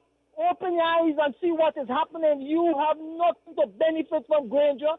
Granger won't bring nothing and give to you. All he's causing the Guyanese people to do is to suffer and suffer more. And while he and his cabal is enjoying the good life. The good life is for only them. And they lost this election, and they're throwing themselves like the former commissioner of police who got an accident and died when they go in that hotel to rape that woman. That's what he's doing. Throwing himself on this country, the people of Ghana who's rejecting him, who already rejected him. The people of Ghana wake up to the truth and stop calling and saying foolish things. Speak proper things. Who's interfering with GCOM? The other thing I would like to say, my brother, if the chairman had made the right decision before this recount, we wouldn't have been in this. If she have called Lowenfield and put him in place, bring those SOPs and let me see them, and that we wouldn't meet to this. And I always still got her as a part of what is happening too, because I didn't like that decision that she go ahead with the recount. What you recounting for, spending millions of dollars, and you have the SOP showing that APNU lost this election. The other thing, since with Mr. Patterson, that is where the election started rig long. I know Mr. Patterson personally. That man is a dead PNC man. He is a dead PNC man. And since I said that, I said, Grace want to rig this election. I told my wife, I said, that man, I even been to his home. All right. Enough of the personal attacks, sir. Okay. All right, my brother. I got to speak the truth because I'm upset. I realize that. With what is happening and people talking foolishness. Thank you very much. Thank you very much, caller. Let me just jump in here before you come on. It is very, very clear to me that instead of listening to the message, we've been trying to kill the messengers. We could see it coming out with the OAS. We could see it coming out with the CARICOM, the Commonwealth, the EU, the ABC countries, regional leaders, local leaders. As soon as you open your mouth, they come after you. Here the issue is there anybody else who hasn't been criticized? And I saw them come after Yog, and while Yog is quite capable of defending himself, let me bring you back to where this radio, because I could speak on behalf of the radio quite ably. I could speak on behalf of Kaiser News. We are being monitored here by the Guyana National Broadcasting Authority. We have certain rules and regulations that we have to go by. Keep the conversation clear. Keep it clean. If you know you want to comment, we invite you to do it. The minute that you start making personal attacks, whether you're on a call here or you come onto the Facebook and you do whatever it is, you could cause us to get blocked. We're not going to tolerate that. We're going to block you. We're going to delete you. It doesn't matter. It could be on both sides of the divide. This is for everybody who's listening, who's joining us. Let's keep the conversation clean. We're good people. We're mature people. And so Yog, I think I understand what the call is coming from there. Very emotional, but people are frustrated. People are frustrated across this land of ours. They want to know, how could we move on? How could I get back my job? How could I get some help? These are things that are very dear to the people's heart, and we understand the frustration. We are trying to get the answers too, but it seems that every week there's another twist to the story. How does it end? Well, we have been coming under a lot of attacks. Yog, especially, has been coming under a lot of attacks. I think they are staying clear because the ones who are doing the attacks, they've created a lot of, how you say it, fake profiles on Facebook, on social media, and they comment at you in different ways, and that's okay. We could deal with that. And of course, if you want to be man enough and put your face there, let us hear you. You want to be man enough? Come here. Let us talk to you. We have our Zoom meetings. We could bring you on in room 592, and we could talk to you there on a one-on-one basis in a mature manner, in a setting where everybody listen. If you bring out your arguments, pretty good, so be it. If you could probably bring on some other persons, and we would love to see, I would love to see the People's Progressive Party representatives come up against the APNU. You can remember a couple of weeks back, my good friend Ganesh Mahipal, and I think Mr. Siram were here. A good gentleman. I hope that you guys are listening. A good day to you. And I think it's Sanjeev Dattanen would have called in, or somebody, and we did offer them to maybe have an engagement, and they said, no, you bring him on, and they could give their views. We're here to give our views. So there has been a pushback when it comes to putting one person up to let us debate in a very healthy manner. But no, what we're going to do, we're going to descend into some ugliness. We're going to talk, we're going to be very racist. We're going to talk about Yog's background, Gildarie. I saw somebody come after me the other day that I was deported. Yes, indeed, and I'm going to share it with you. I was a reporter and in the islands, and because I reported, they sent me back, but I won the case, and they wanted me to go back, and I never go back because I stayed to serve my country. I wrote a big article on it last year that is very right across. Everybody has read it. It's on Kaiser News Online. I have nothing to hide. If you want to bring it on and you want to accuse Gildarie, let's bring it on. We could talk about it. But this is what we've descended to. We're talking here about 25% of the voters being wiped out. We're talking here the case that's before the court. We're talking here about a country at a standstill. We're talking here about COVID-19 and nothing being done about it. You want to bring it on? Let's bring it on. We could talk about that. But I have a mouth too, and I have a newspaper. Let's see what happens. And we could talk about that too. But I'm very fair. Yoga is very fair. We call it and we see it as it is, and we want to see this country move forward. We want to see all this little twistings and the dancing. Let us bring about an end as early as possible so we can get on with the people's business. We have oil out there, untold wealth, at least 15 billion barrels of oil, and there's more to be discovered. Guess what we're fighting about? 65 parliamentary seats. We're fighting for the presidency.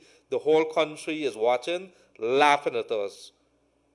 In the meantime, we are racist against each other. Tomorrow morning, we issuing statements. We call in Mia Motley.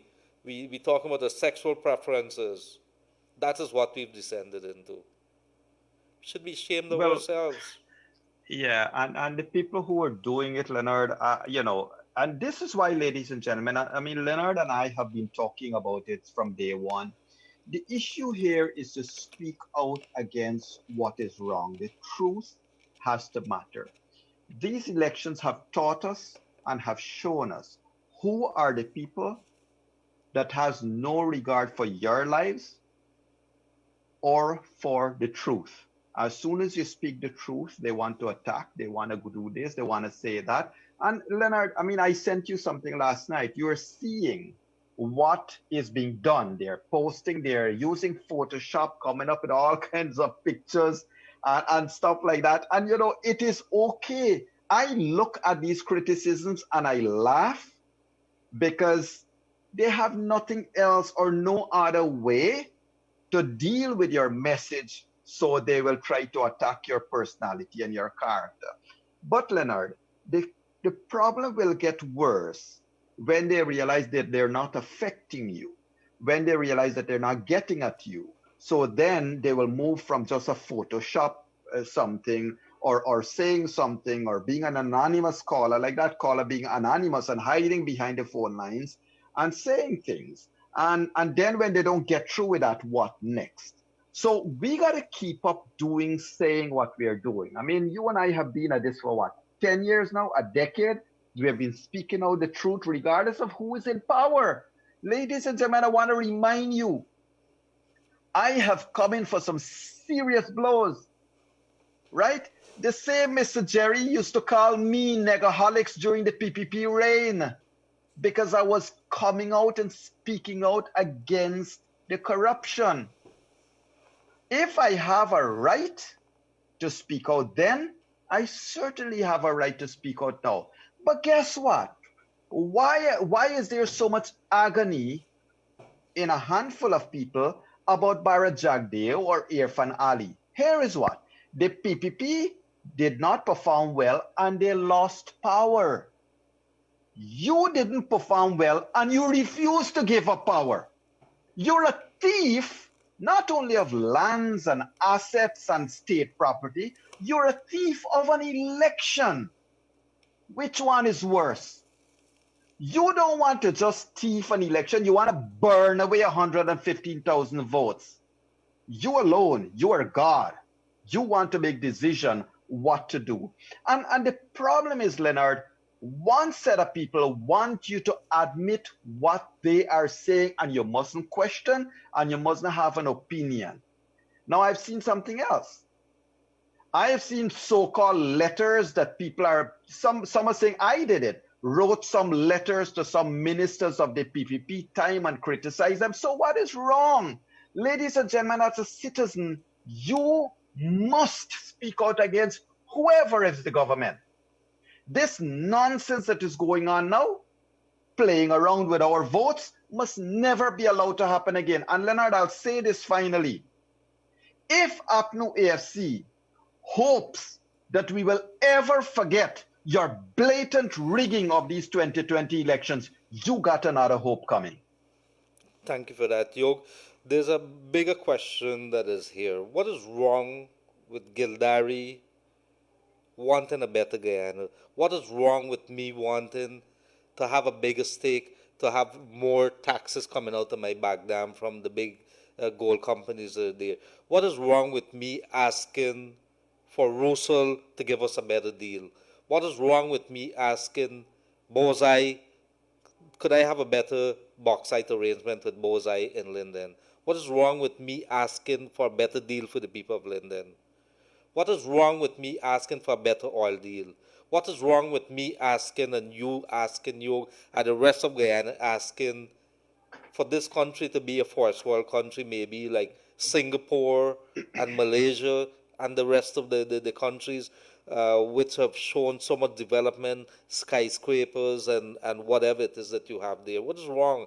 We've been talking about resources bountiful. We've been talking 15 billion barrels of oil. We've been talking about gold and diamond and lots of fishes in our rivers.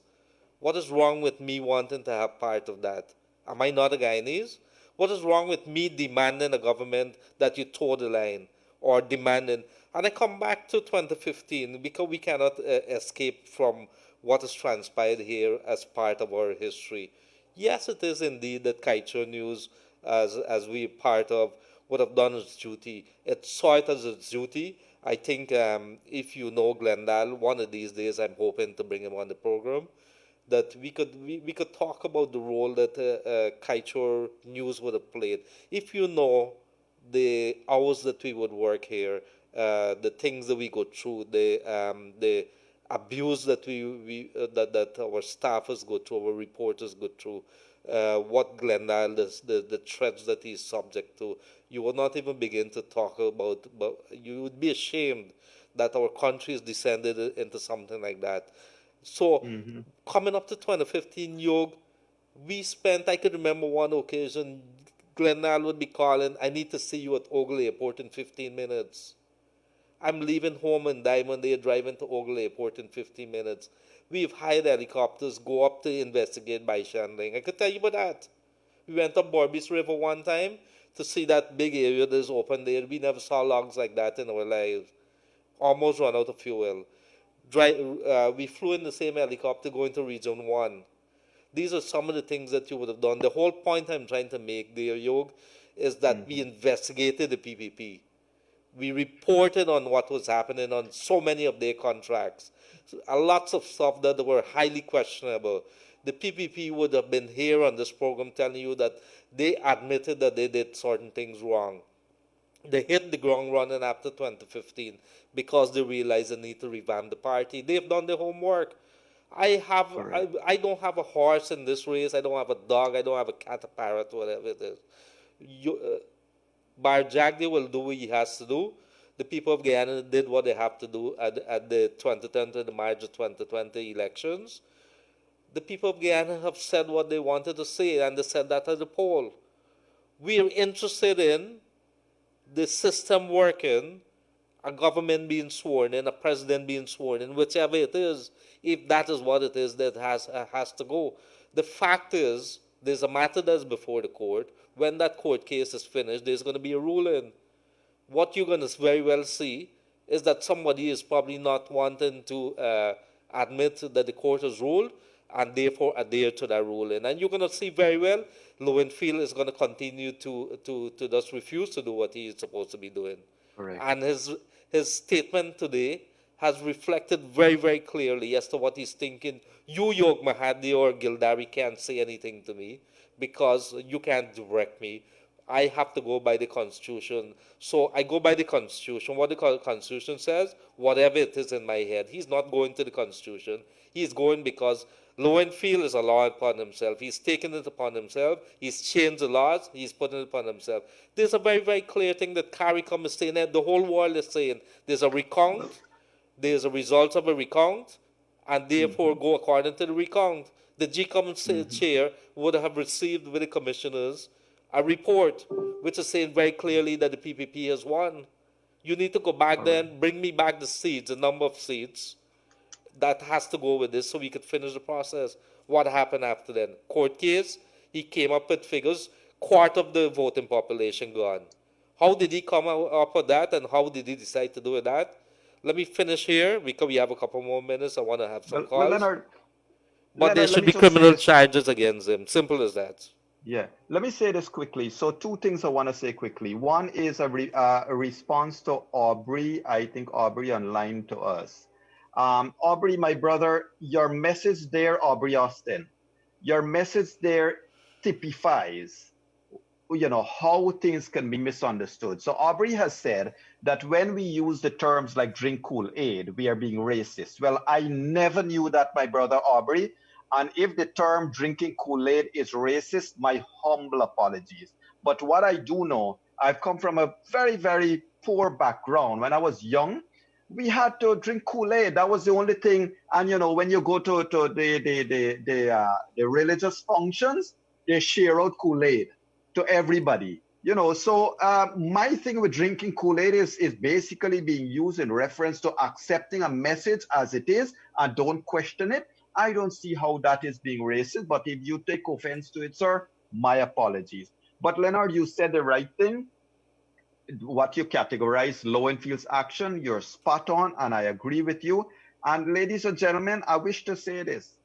Guyana has to come first. It cannot be what Granger wants or what Barajagdia wants or what anybody wants. It has to be what Guyana needs.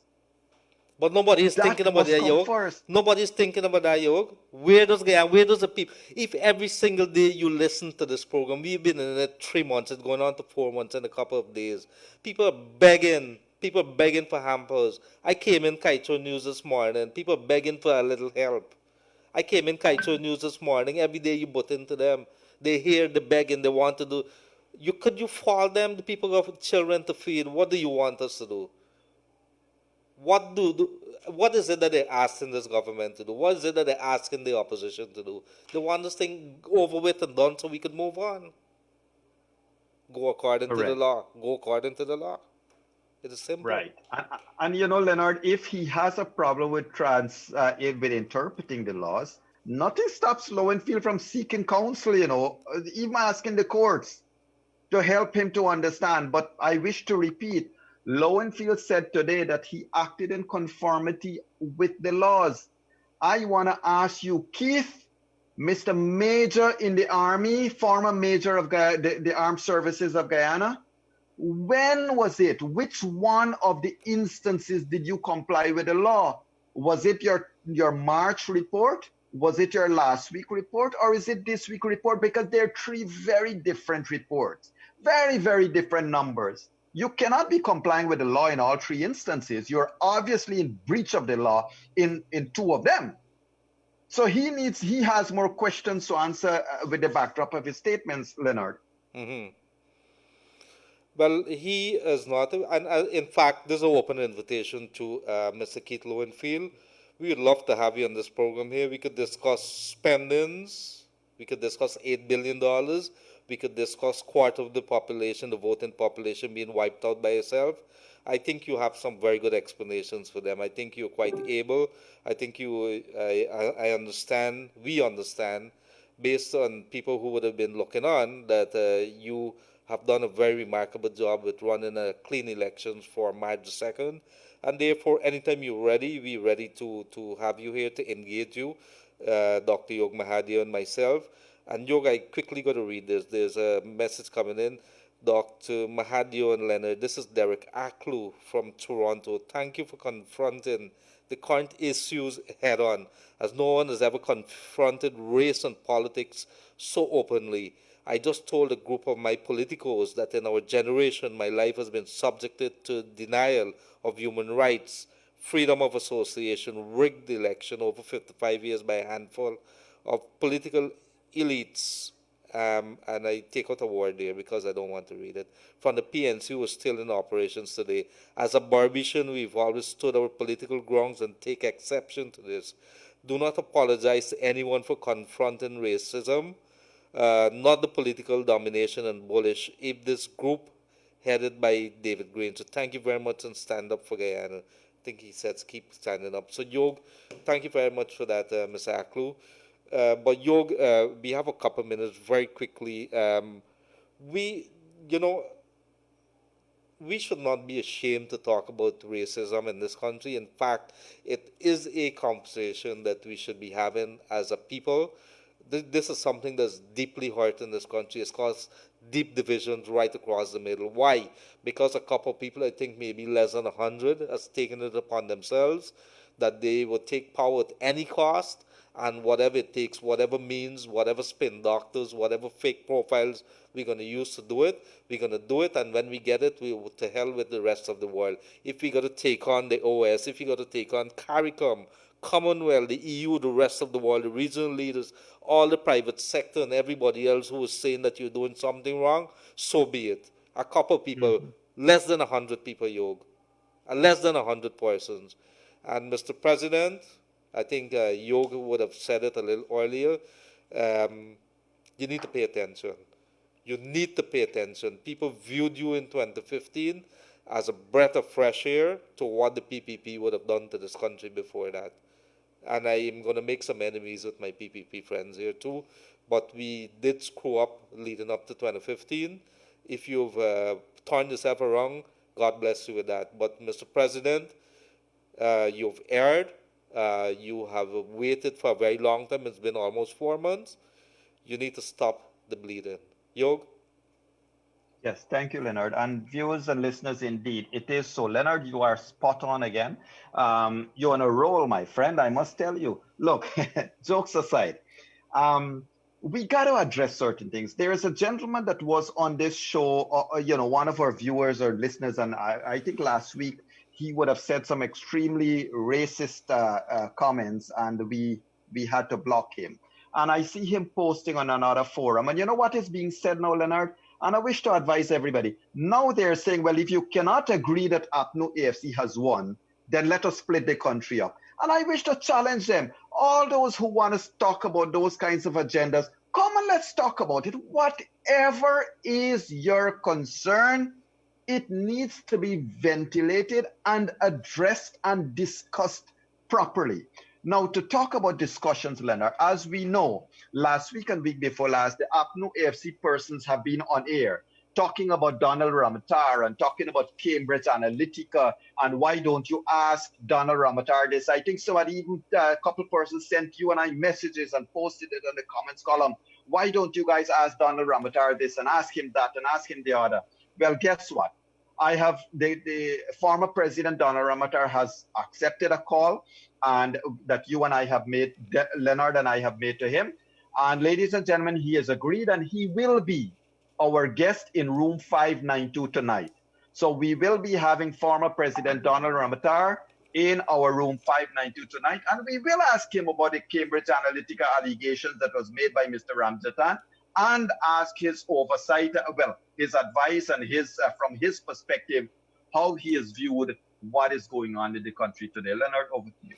Thank you very much, dear Dr. Yog Mahadeo, and that should be interested in this evening.